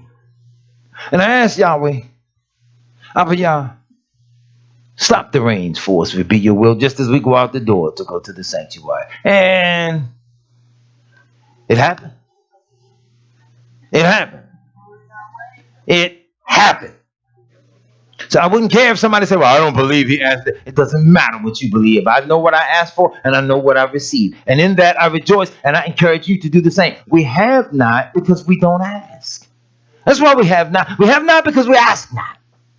And I'm not bringing all this up to fight you. Say, how are we going to make it when the beast system goes there? We're going to make it because y'all said you're going to make it. That's what being an Israelite is. An Israelite is an overcomer. Your father wrestled with the angel to the breaking of the day because he caught on. He realized who it was. Hey, I ain't letting you go till you bless me. I know who you are. I'm trying to live right. I'm setting my heart and mind right. Though I am a wretched man on earth, I ain't letting you go till you bless me. That is an Israelite. Come on now. Hallelujah. We're going to have to learn how to do. We're going to have to learn how to hold on. So what you wrestling? Keep on. Hold on. You never know. Your opponent might be just as tired as you are. You thinking, I'm going to give up. And your opponent thinking, I think I'm going to give up. You better say, well, I ain't giving up. Better keep on wrestling a little while longer because you're dealing with a lawyer that's never lost a case. You're dealing with a doctor that's never lost a patient. You're dealing with a warrior that's never lost a battle. You're on a winning team. Come on, what does Israel have to fear? Am I correct? Come on now, let's go to the book of 1 Timothy chapter 3. Y'all all right? Nope, pardon me. I'll go back. I want to pull something here. The book of Baruch chapter 10. Y'all bear with me. This has to be read into the record. If nobody reads anything else into the record, gotta read this. In the book of Baruch chapter 10. He cries over the conditions of Israel and the things that have happened. And in these last days, the corruption that the Assemblies of Yahweh will see can at best be summed up. Baruch says in 10:18, you priests, you Kohanim, take the keys of the sanctuary and cast them to the highest of the heavens and give them to Yahweh and say, guard your house yourself, because we have been found to be false prophets. Can you imagine that? When the men won't even open the doors of the sanctuary no more because it's going to be proven that they're false prophets. They won't even want to go into the house of worship. They won't. I'm going to show you some more where y'all says that the cobwebs and the dustbin of the spiders are going to take command of the house because the people don't even care. The priests are going to watch the people just walk away from the commandments of Yahweh. But I'm going to tell you something about walking away. Anybody, anywhere that can walk away from the word of Yahweh, you wasn't sincere no way. If you can walk away from it, if you come that close to salvation, if you read all that's in the book, Yahweh ain't taking everybody. It's not in the big record number breaking, crowd breaking record numbers of people. It's not in that. If we had that today, I'd stop here. Nope, no, too many y'all. Nope, nope. Something's wrong. Yah says he built this world for the many. So there are many in this world. But he said that the world to come, he built for the few. And in every age, he's taking just the few to fill up that kingdom to come. Come on, man. We don't read the word and trust Yahweh like we ought to, truth be told. We as a people, we just don't do that. We don't believe in the word like that. Let's do this. Let's look at 2 Peter 1. Verse 16. Now, if we're talking about last days corruptions of the assembly, you want to be looking at the things that the messengers of Yahweh, the 12 emissaries, said concerning what would take place. You want to trace it on back to what the prophet said, because Yeshua said they ain't going to regard my words or the words of the prophets that were even before me. Come on now. 2 Peter 1:16. Let's see if I got this straight. Listen to how he puts his words together. This is what makes people mad a lot of times, because Yahweh give you the ability to articulate a thing. That's what a lot of people really don't like. It's when you articulate it properly. It's the spirit of Yah, or the ruach of Yah, that gives life, and it cuts to the soul or to the core, all that's against him. For we have not followed cunningly devised fables. Okay? This ain't Shrek. This ain't the Three Little Pigs. This ain't little Mother Hubbard went to the cupboard. He says we have not followed cunningly devised fables. Well, what are fables? Fables are stories in which animals and plant life is walking and talking in the place of the humans. You get that? He says we haven't followed that when we made known unto you the power and the coming of our Redeemer, Yahshua HaMashiach. But we were eyewitnesses of his majesty. You hear that? They were witnesses of the splendor and the greatness of his power. You can talk about what you know, okay? I saw an automobile accident. I'm coming up Harvard Road the other day. I'm sitting at the light, and cars on the other side coming down. Well, somebody was making a U-turn, and it held up all the traffic behind it. Woman coming down on a cell phone. And at the last second, all I saw was her look up, heard the noise, and the airbag. All because she wasn't paying attention. Now I know what I saw. I can talk about what I saw. So then the children of Israel, in the same manner, have to talk about what they saw. Look at what they're saying here. They said, we were eyewitnesses of his splendor, of his majesty, of his power. They saw him raise Lazarus from the dead. They saw him heal the sick. They saw him cast out devils. So they talked about what they knew. Am I correct? For he received from Yahweh, the Father, honor and kabod, or as your book will say, glory. When there came such a voice to him from the excellent kabod, this is my beloved Son, in whom I am well pleased. They heard this. Come on, man. It ain't like society today. Society gets you in the courtroom. Do you swear to tell the whole truth, the whole truth, and nothing but truth, so help you, Lord? Ain't that what they make you say? And you standing right there before a liar, holding the Bible in his hand, demanding that you tell him the truth. You're standing right there before 2-3 liars who went to school to learn how to manipulate words just to lie. You're standing right there before a liar in a black robe, probably naked under the robe. Who knows what all goes on? Some freaky stuff be happening. Anyway, just telling it like it is. Y'all know. Anyway, you're standing there before a liar demanding that you tell him the truth.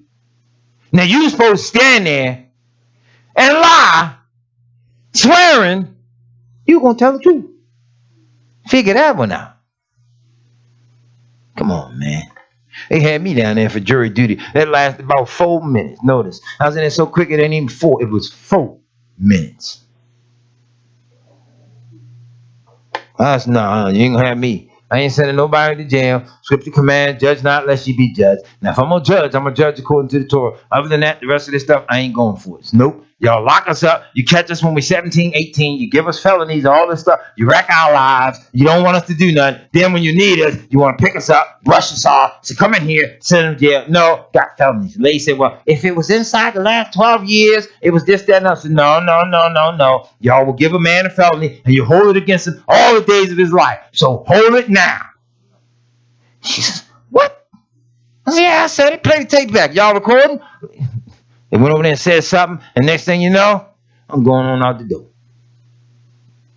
See, people are afraid of them. Most they can do is put you in jail. Most they can do is kill you. Look, everybody, look, what? I don't see that look on your face. What?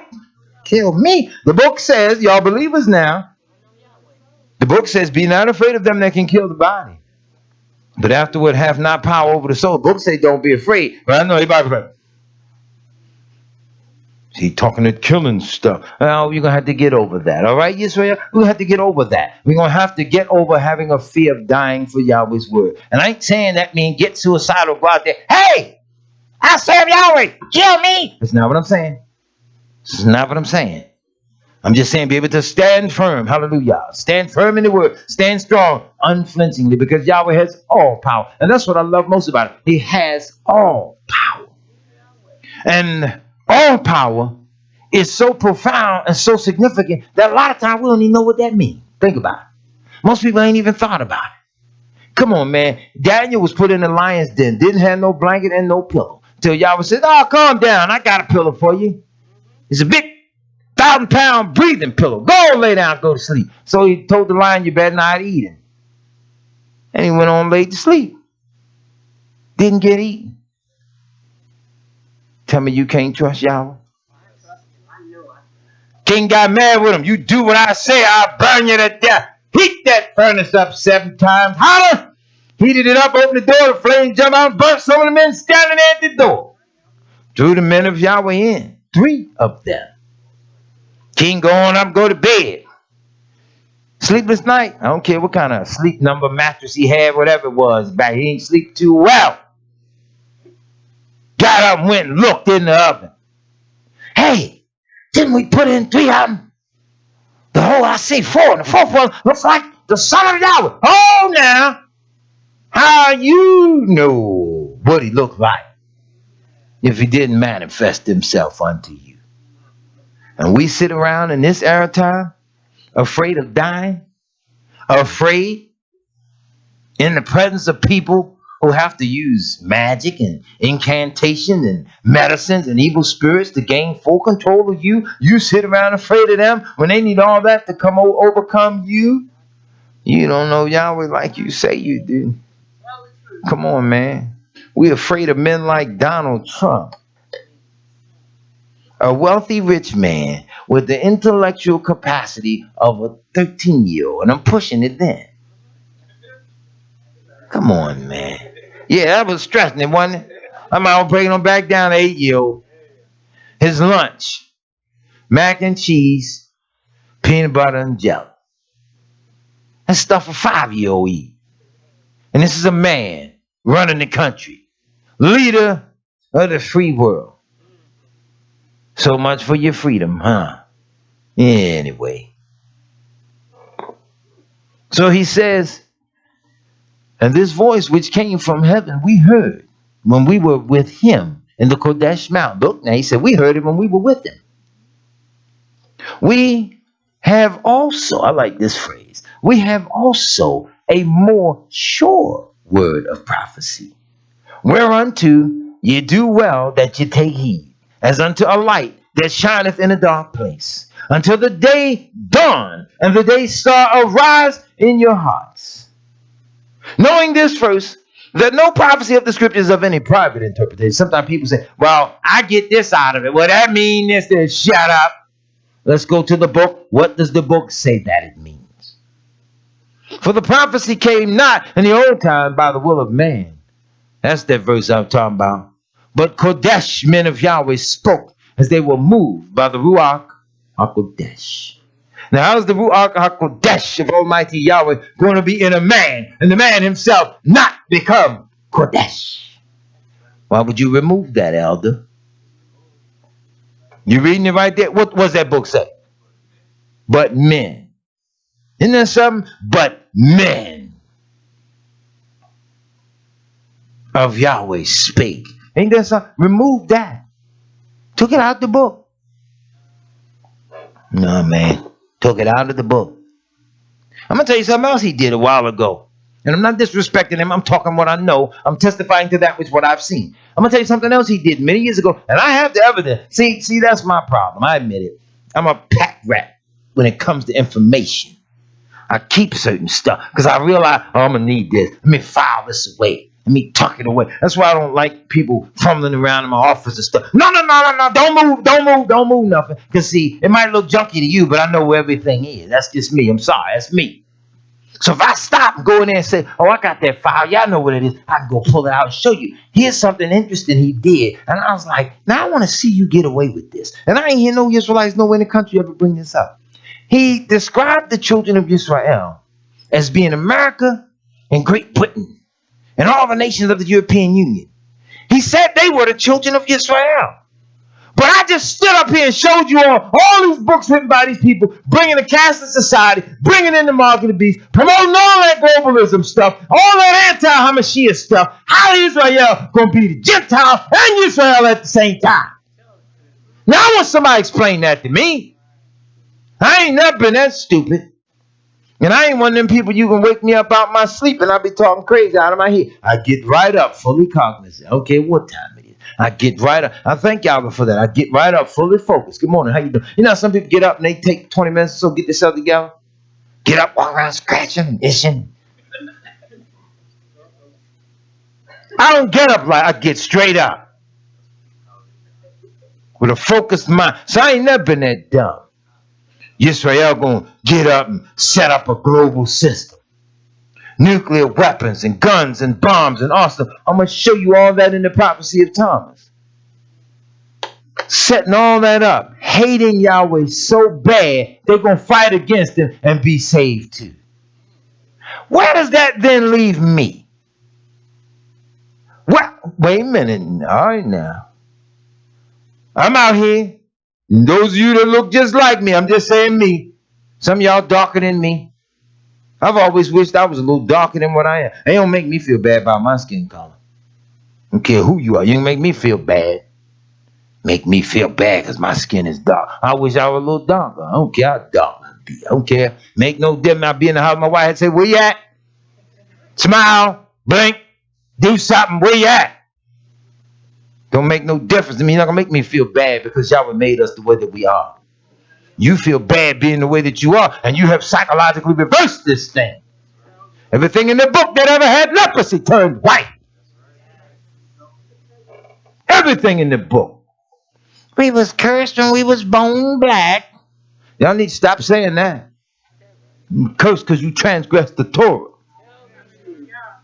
Prophet Jeremiah said our skin was black like an oven because of the famine. He said our skin was white as snow. Y'all ain't snowed no way, truth be told. You need to come up on for that and come to serve Almighty Yahweh. Get yourselves out of the way, all wickedly drawn to the color of your skin. No, sir. No, sir. I was right here in Baltimore the other day working down in Annapolis. We walking around down there on the lunch break. I was just looking around. I said, look how uppity they are. That's right. We was all down there, down the Naval Academy and everything else. And the man come there. Yeah, I want this done over here. I want that done there. And this is there and that there. And I went on out the door. So the young brother said, he was looking for you. He couldn't find you. As I went up the street. I had already went over the blueprints and looked at everything. I'm not going to have somebody coming in there. You just fresh out of college. You know somebody. I've been doing this since you were born. I don't mind listening to somebody when they know what they're doing. But don't come in there grandstanding and playing games when this is serious work. Get out of my way. Let me do what I do. So I went on up the street. Rada. Let them know. So I went on up the street. I'm not going to They just walking. Just, you know, something I saw was so comical. I saw a water fountain for the adults and for the dog. I had never seen that. Yeah, so you know me. I went over to push the button. I need to see if it really worked. I said, wow. So y'all remember them days? Jane Pittman was fictional, but you get the picture. Couldn't drink, white only, water fountain. I was like, wow, look at that. Now, I didn't drink from it. Let's be clear. I just hit the button. I wanted to see if it worked. So the dog water popped out and worked. With a button, hit the little button, little dog water fill up there, little dog and drink right out. I said, look at that. I ain't never seen that in the inner city for Fido. Yeah. God get water too. He caught that. Anyway. Yeah, gotta get God some water now. God, man, best friend. That is funny. I need to write that one down. Anyway. We as the people of Yahweh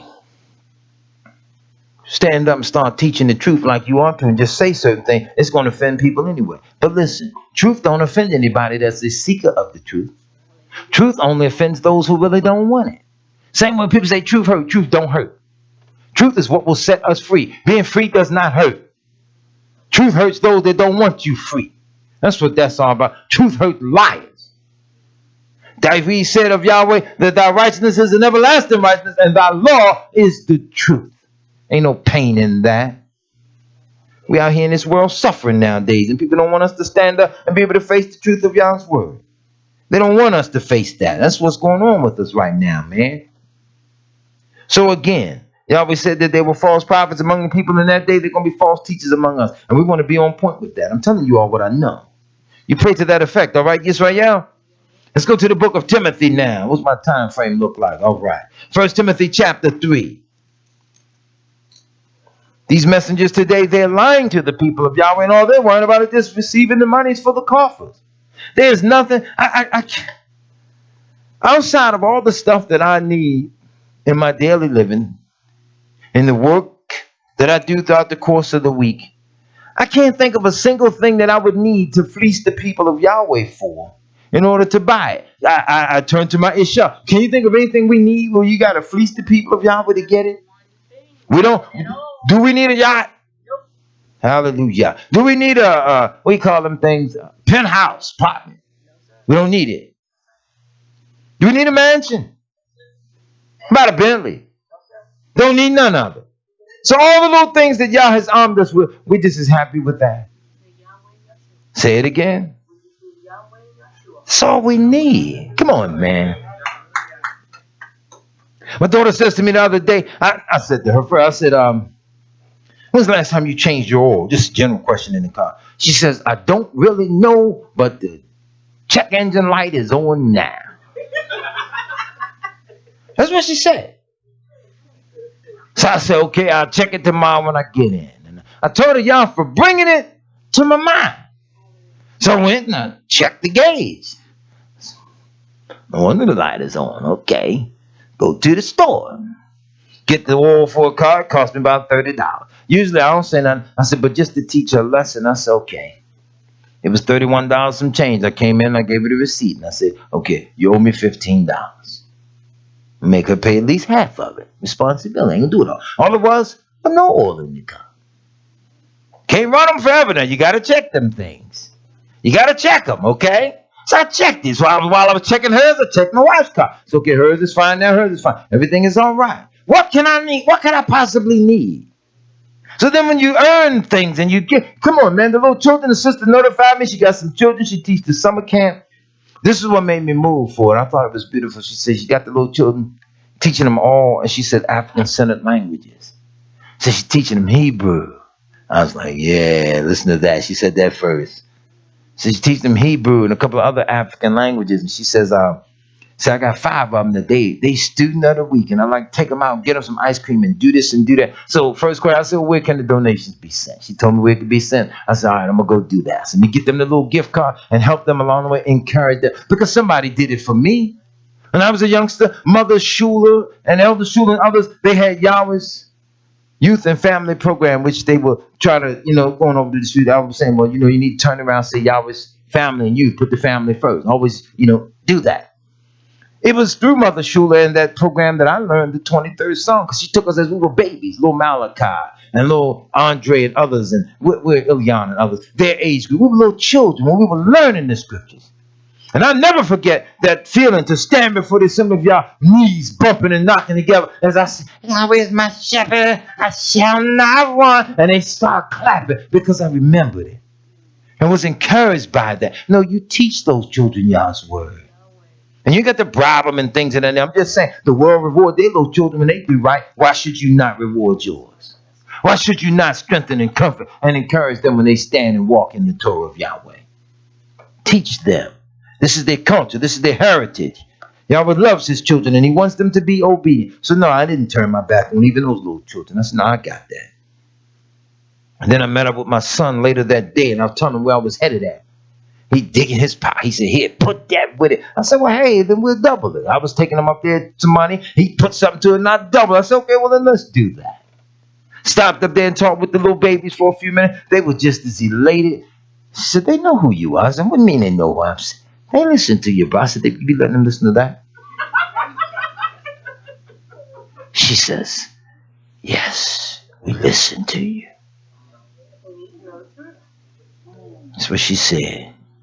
And I was leaving out, and little children said to me, bye, Mr. Johnson. And they all did that. I said, all right, bye. And they kept saying, I said, that's enough, y'all. You know me. I tear up with my people.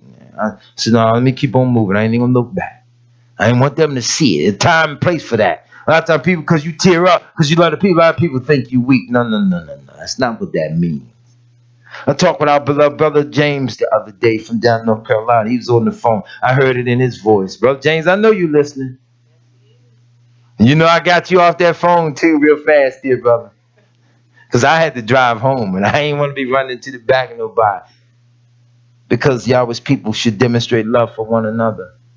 I call the different people of Yahweh from time to time. If I got them numbers, then it's nothing big for you to hear me call or even on your voicemail. I'll just say sometimes nothing special, just thought about you and decided to call just to check in with you.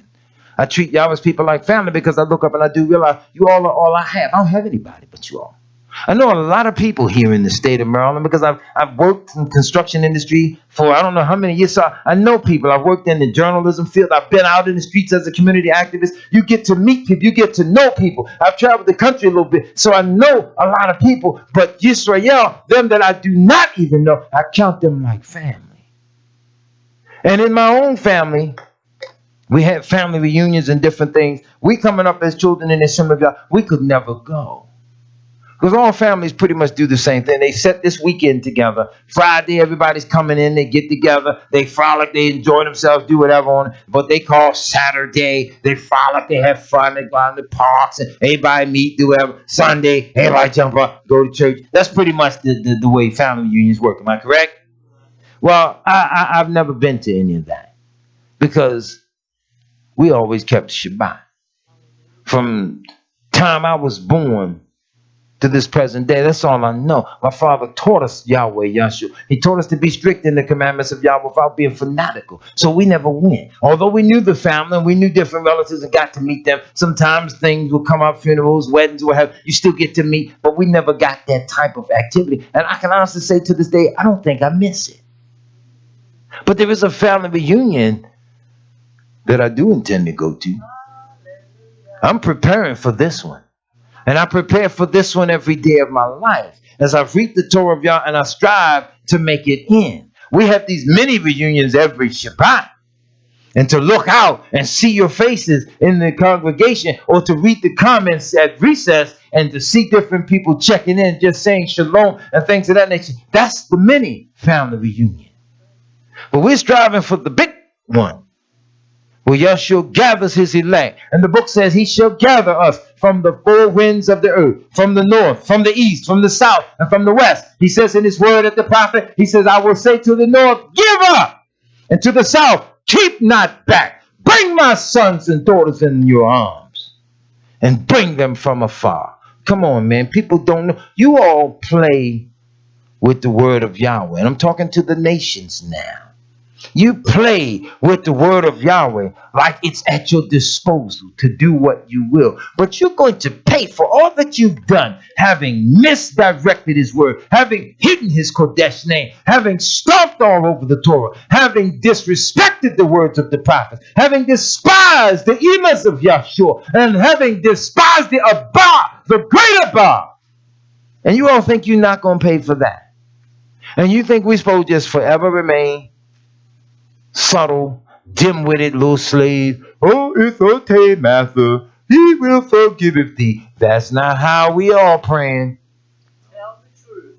That we prayed in the Psalms when one rose up against him. He asked Yahweh to let them go down into hell alive. Now, I prayed a prayer on the air. People in this town have been giving me the blues, this little city. And I've been giving it right back to them. So I prayed on there and asked Yahweh, let them bite and devour one another. Let confusion rise up among them. Then they go downtown, have a big meeting at City Hall, get to fighting in City Hall. And somebody comes, hey man, Yahweh answered your prayer. See, I hadn't even thought about it. I said, hallelujah. That's what happened. Make them turn on one another. Because see, there's a cadre here that's seeking to destroy the people. They're lying. They're hoarding the people in like cattle. Get over here. Get over here. No. The scripture says, come out of her, my people. Now, what that means, you don't have to come out now. We're taking up arms. We're going down here and blow up this one. We're going to burn down that. No. Get your mind right. What they do, they do. You, even when you're in that, come out of that here first. When it's time to come up off the system altogether, Yah has a word in there that says, and the prophets at that time shall make the call to say, come, let us go to the mountain of the house of Yah. They'll make a call when it's time to even completely pull up off the system.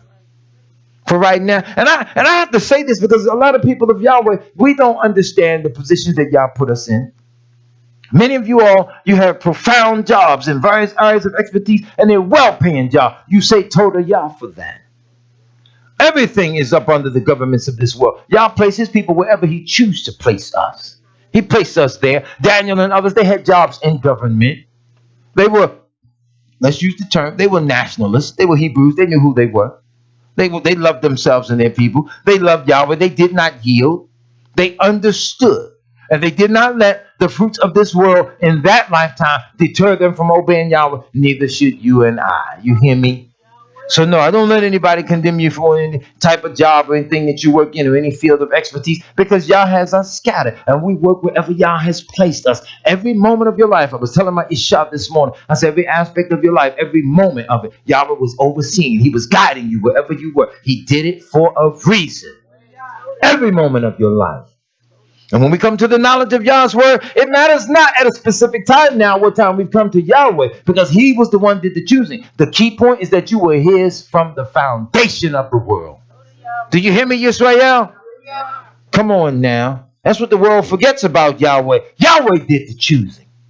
And people are mad with you because he called you. People are mad with you because he received you above another. Well, if we want to use the proper word, let's use it. Yahweh discriminates. He has the right. The scripture says, our Abba is in the heavens. He has done whatsoever he please. Is that not what the book says? Yahweh does what he wants to do. And who's going to restrain him? Who's going to chastise? Who's going to correct him? Can the pot say to the potter, what are you doing? What did you make? We cannot say that to him. We better humble ourselves and say to Almighty Yahweh, I told you. For the simplicity of life. Sometimes as stupid as it is, even in Hollywood. See, Hollywood they're void of the spirit of Yahweh. They're void of it. So then they try to speak to you by way of Hollywood TV and pictorial images and things. In their little movie, Kong, Skull Island, the man says, Kong is God on this island. He's God. Then they shift to a scene. Little white man, little white woman. And the monkey come up and look at him on the mouth, get right in their face. And they were scared to death. I said, now look at the imagery you all play with. Big, black, Kong. Looking down. Little bitty, white people. And then you all had the audacity to call us monkeys.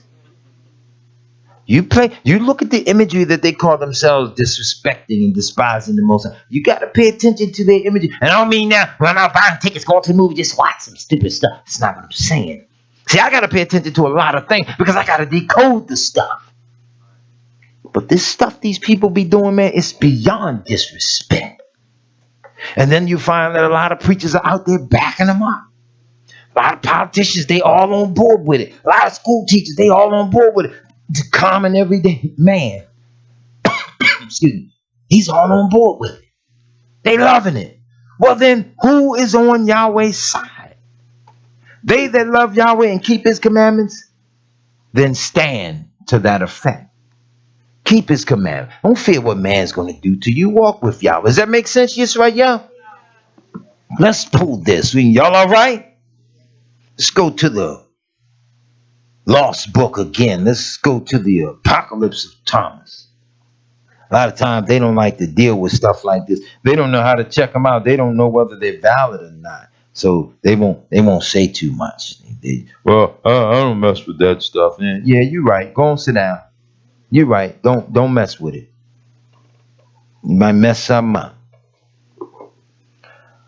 This is the beginning of the letter from Yahshua to Thomas.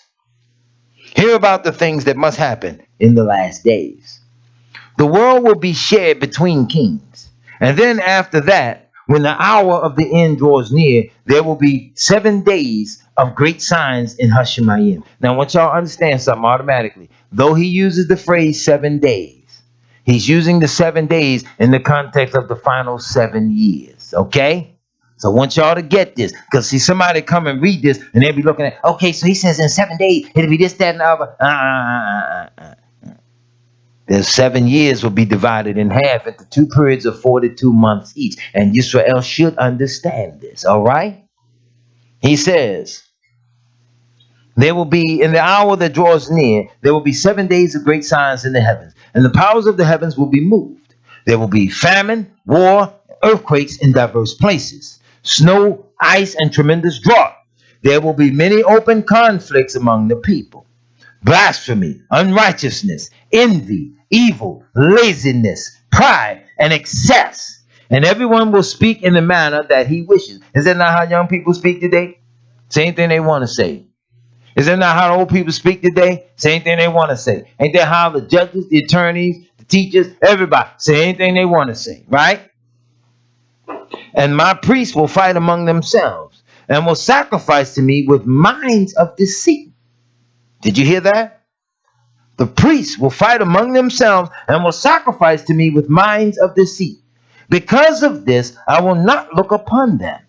The priests will see the people forsaking the house of Yahweh and returning to the world. That's why you got to tell people and tell them the truth. Now, when you tell people the truth and people get offended and they walk away, they didn't want it no way. You hear what I'm saying? When the scripture says, he that endures to the end shall be saved. To endure, man, you got to tolerate some stuff. You got to put up with some stuff, okay? Come on, man. We just don't know. They will venture into restricted places in the house of Yahweh. Wait a minute. Sound like everybody can't do everything. Let me read it again. They will venture into restricted places in the house of Yahweh. They will claim many things and places for themselves that were lost. And those things and places will become the subject unto Caesar in the way that they were given before as poll taxes in the cities, and as it is with gold and silver. And the chief men of the cities will be condemned, and their possessions will be brought to the treasury of the king, and it will be filled. The chief men of the city, that's the righteous. You confiscate their homes, you take their property, you do stuff from them, you turn it in down. Come on, man. We're not paying attention to the time frame and the policies and the laws that are put in place. What do they do now? Take people's homes over water bills and other stuff? Come on, we don't pay attention. There will be disturbances throughout all the people, and there will be death. The house of Yahweh will be forsaken, and their altars will be despised, so that spiders weave their webs on them. And you see why we take care of the sanctuary like we do? You see why we put value over the house of Yah? He says, you shall reverence my sanctuary. You got to clean the place. You got to take care of the place. It's got to be activity there. It has to be lively. The place of Kodesh will be dishonored and violated. The priests contaminated. Distress will increase and the righteous will be overcome. Stop. Did y'all hear that?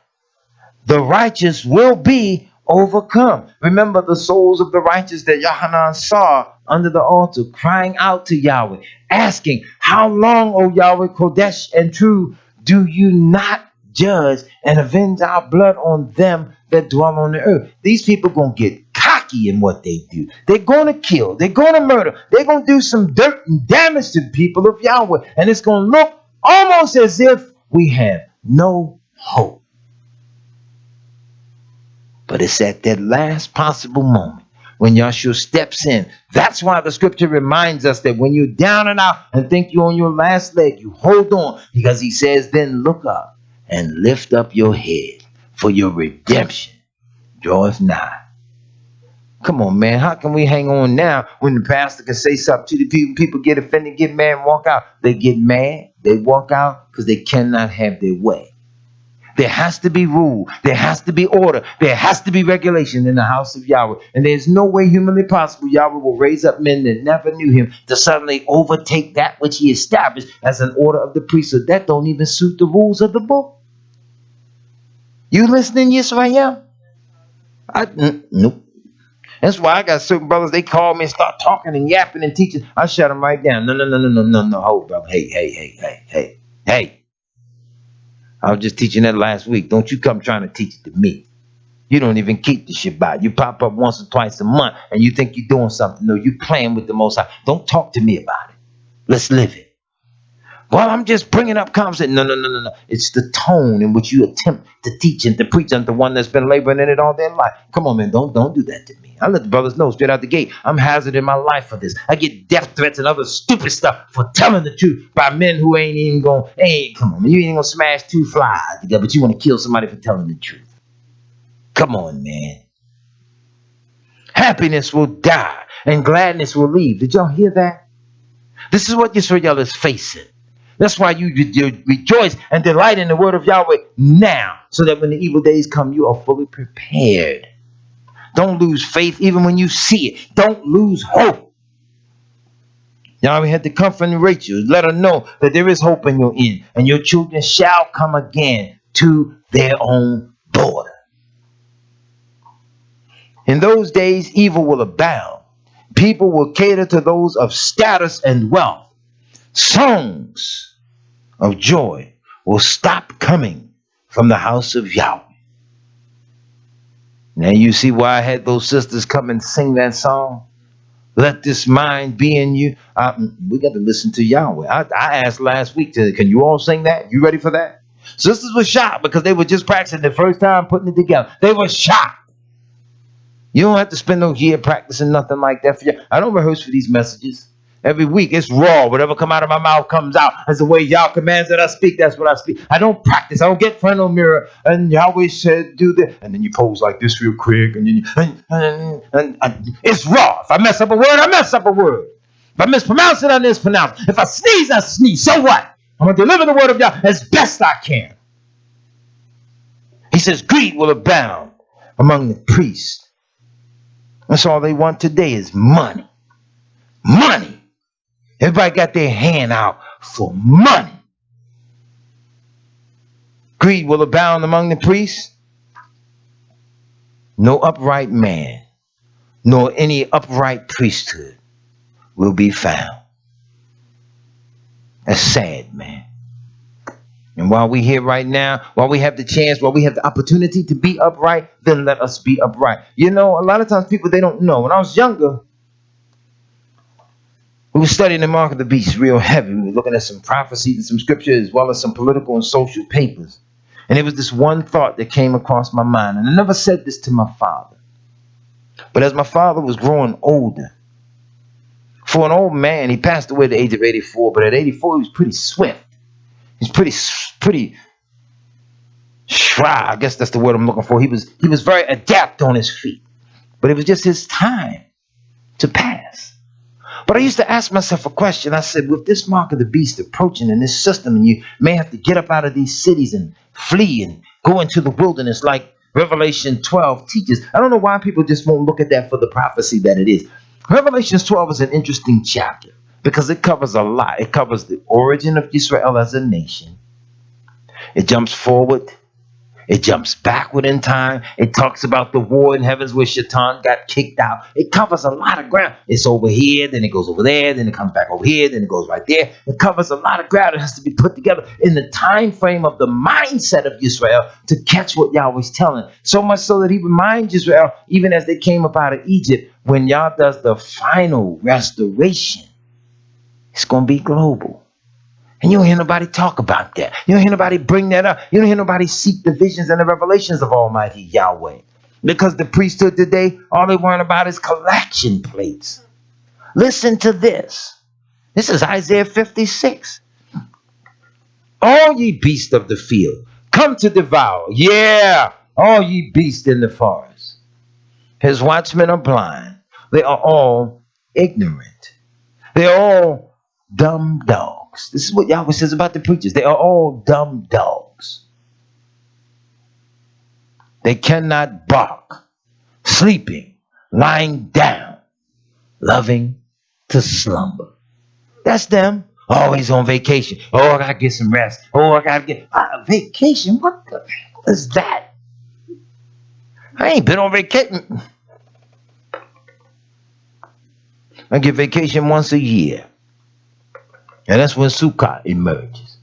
That's when I get all, because then I ain't doing, I rest. That's what Yah commands. That all the other days I'm working for Yahweh. Even when I work for myself, I'm working for Yahweh. So listen to what he says. He says, they're greedy dogs. They cannot bark. Who would want a guard dog? If the thief come to your house 2 o'clock in the morning, you snoring up a storm. You done worked hard, or you tired. Thief hop right over the fence, dog. Just sit there and look at him. Wonder what he do. Won't him bark. Come on, man. Who want a dog like that? A mutt. To them, when you tell the preacher, oh, go ahead, you old mutt. You won't even sound the alarm for the people of Almighty Yahweh. Yeah, I said that. They're mutts. They won't bark. Come on, man. I lived in Emerson Village here in Baltimore. My neighbors, they would sometimes it'd be so crowded on my block, you had to park a block over and cut through the little alleyway to going home. They had this old German Shepherd. He was a big dog. If you see him down in the yard, he was big, but he was old. And sometimes you come through that alley and he see you right there. He was too tired to bark. He just hope you run. And a couple times he bluffed me out. I speed up my pace a little bit, but I noticed he would never get up off the porch. I said, look at that. Big old dog. That's how a lot of these preachers are today. Just mutts. Won't bark. And I pulled it out of the book. Y'all saw it. Listen, he goes further. He ain't done. He says, yeah, they are greedy dogs, which can never have enough. They are shepherds that cannot understand. They all look to their own way, every one for his gain from his quarter. Come ye, say they. I'll get some wine. I'll fetch wine. We'll fill ourselves with strong drink. And tomorrow shall be as this day, and much more abundant. Creflo, Dow, and all the others spending millions designing pulpits and all this stuff out of money. You're out of your damn mind. They're mutts. You put old dog like that down. Let him go. You know, some folks do. White folk keep them dog. Dog be around, and they want to put us down. Want to keep old Fido. Fido in all kind of pain. He got cancer. He got the flu. He got, you know, no dogs get all the same kind of sicknesses people get. I didn't know that. Yeah, a dog with diabetes. Now, somebody got to explain that one to me. A diabetic dog. But again, this society. Shaitan has deceived the whole world. He's messed up everything. Everything. He done messed it up, man. Come on, man. You know you're in a messed up world. Ah, man. Saw a news article the other day. Transgender person. See, this transgender stuff, you get to watch that stuff. That stuff will confuse you so bad. You know what, I'm not even going to read this. This is abomination. Let me keep on going. Transgender man complaining about that time of the month. So, wait a minute, what are you?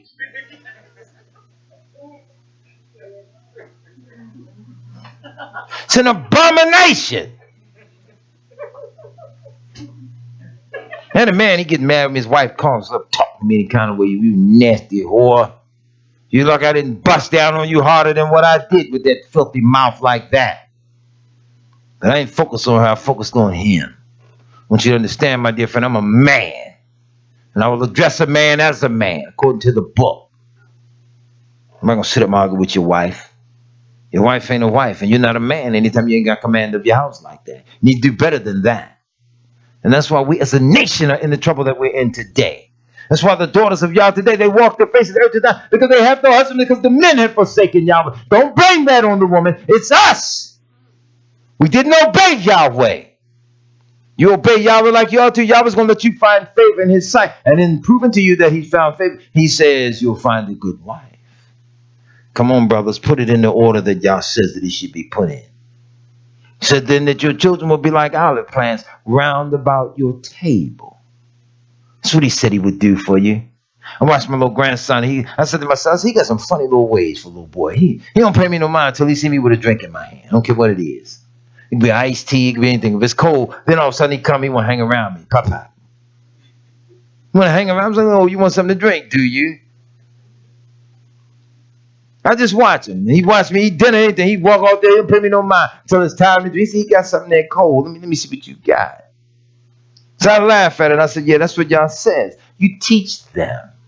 And then I mess with him. I joke. I jack him up. So I just grab him up. Hey, boy, you better remember Yahweh all the days of your life. Little stuff like that. It's comical to him right now. He'll understand him when he get a little older. You teach your children to honor Yahweh. But there's coming a day when Yahweh going to get in your face. And we might not like the result. But we better strive to serve Yahweh. See, Yahweh did not make the nation of Israel to be the moral degradation of the world. He did not make us to be that, to be the ones that are always humiliated and looked down upon, to be laughed and giggled at. He did not make us to be that way. We have become such and have become the scorn of the nations because we don't want to learn how to apply Torah living to today. And because we don't want to learn how to apply Torah living to today, then we can't, because it has fled far from us. I went over it last Shabbat. Yah says that he hid his face from us. I don't want Yahweh to hide his face from me. I want that prayer that Abraham was commanded to teach the Levite. So Yahweh make his face to shine upon thee and be merciful unto thee. Yahweh lift up his countenance upon thee and give thee shalom. That's what I want. I want that. When I go in that house and shut that door behind me and everything there is glad to see me, and I have the shalom of the house of Yah. This is the second time I went home and did this. I went home the other day. I was tired. And I just crossed the threshold of the door. And I said, Toda Yahweh. I left out when it was dark. I came back and it's just about dark. And I sat down on the sofa. I said, I'm going to sit right here for a couple minutes. Give me some rest. I didn't get up till 3 hours later. And nobody in the house bothered me. They all assumed he needed his rest. I got up. I prepped. I put my notes and my material together for Wednesday's broadcast. I went to bed about 2 a.m. I got right back up at about 6 and completed the day. And I told Yah for that. So I realized that it's not in this lifetime where we get every reward that we're seeking for. You work a job, they make you do a week in a hole, 2 weeks in a hole, a month in a hole. You get rewarded after that time frame is up. We as Yisrael, we have a lifetime in a hole. We have a lifetime. But we're going to reap the benefits of a reward that is everlasting. And I don't think nobody really wants to tell Yisrael all that. Y'all all right? Let me do this. I'm going to be wrapping up. Give me a good 5 minutes. You all have to hear this, okay? This is from the second book of Ezra. Ezra chapter 7. I'm going to begin right at the 57th verse, second Ezra. Most of what I pulled today was from the lost books, because the lost books were pulling together specific details that I wanted to highlight to the people of Yahweh. And as we highlight that, we show the validity of other scriptures that we're already seeing in the Old and New Testament. That's what our people need. They need to be guided to see and to understand the value of all the books. So he says, this is the meaning of the battle that every man born on earth must fight. That if he is beaten, he will suffer what you have said. But if he is victorious, he will receive what I say. For this is the way in which Moshe spoke when he was alive, saying to the people, choose life for yourself so that you may live. But when they would not believe him, or the prophets after him, or yet me who have spoken to them, so there will not be so much grief at their destruction as joy over those who have been persuaded of salvation. You hear that? Ain't gonna be no whole bunch of crying over the wicked dead because they've been destroyed. That's what they chose. But there's gonna be great joy over those that chose salvation because you decided that this was the way for you. And I answered and said, I know that the Most High is now called merciful because he has shown mercy on those who have not yet come into the world. And his Hasid, because he has shown Hasid to those who turn to his law. His Hasid, I say here, this unmerited favor. We as the people of Yahweh must understand that. Yo, I'm going to need y'all on y'all enter now to turn them cell phones off when y'all hit that door. Please remember that, Israel.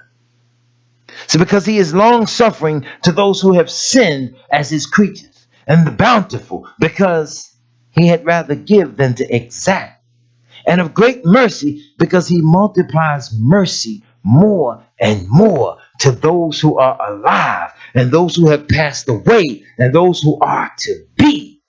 For if he did not multiply them, the world with those who live in it would not be made alive. He is a giver, for if he did not give of his mercy, so that those who have committed iniquities might be relieved of them, not 1/10,000th of mankind could have life. And a judge, for if he did not pardon those who were created by his word and erase a multitude of their offenses, there would probably be left only very few of the innumerable multitude. And he said unto me, I, the Most High, made this world for the sake of many, but the world that is to come for the sake of the few. But I tell you a parable, Ezra. Just as if you ask the earth, it will tell you that it produces much more soil from which the earthenware is made, but very little dust from which gold comes. That is the way of this present world. Many have been created, but few will be saved. Come on, Yisrael. You go into the book of the Lamentations, you find where Yahweh compares you, his children, to the fine gold of the earth. Let's live it. That's what we want to do. We want to live this way of life as the children of Israel that Yah commanded, that we be obedient unto him, that we walk before him in a manner that's pleasing and acceptable in his sight, that we love one another with all that honor as you would love yourself. We're just in a time frame now where the world just doesn't know him. Continue to pray to be strengthened in Almighty Yah. Pray for the shepherds of Israel. Pray for Israel wherever they might be scattered throughout the face of this entire world. We are scattered as a people. And we are so busy looking for so many other things to collect us up and to entertain us that we forget that it's not about our entertainment, but it is about the salvation of our souls. That's what we forget. That's why a lot of times I say people are carried away with the charisma and the fashion and the activity and the actions of the world. I've seen the Israelites gather people where they raise hundreds of thousands of dollars for Pesach gatherings and things of that nature. And the word of Yah doesn't go forth in the purity of what he commands we do. This is a real simple way of life. That's what I love about what Yah did. It's so simple. It's so plain. But because man thought himself to be so much wiser than his maker, He has complexualized everything. He's made it so hard. When Yah says, keep my commandments and live, for my yoke is easy and my burden is light. You ever watch an oxen? You put that yoke on him, man, he can pull. People don't even know enough about it. They can't relate to that now because they done automated farming and everything now. Nobody put no yoke on no oxen. What's that?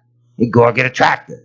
We don't understand that even the tractor has to demonstrate strength to uproot and pull that earth. Come on, man. I watched the man the other day. We went down into Virginia to do a work on a little bitty project down there. We got hung up in traffic and couldn't make it at the time he wanted. He got mad. He started the project himself. So when we got there, he was muddy, he was dirty, he was mad. Yeah, I already did it all. I said, well, ain't nobody tell you started. You knew we were coming. We told you we were in traffic, but you were so impatient. But the work that we had to do, we still had to do it. And even that part of having to dig the hole. So I was thinking to myself, well, maybe Yah commanded you to dig the hole so that you could get used to what you're going to have to do to the children of Israel. Because it does say that they shall take them captives, whose captives they were, and they shall rule over their oppressor. We had to dig your ditches. Will make you think you won't dig ours. That just boggles their mind. That mind and that hatred that just rises up. We're living in a strange world, Yisrael. Very strange world. But we thought that the Torah of Yahweh was strange too, because he says in the book of Hosea that I have written unto him the great things of my Torah. But they were counted unto him as a strange thing. There's nothing strange about this way of life. We just have to learn it.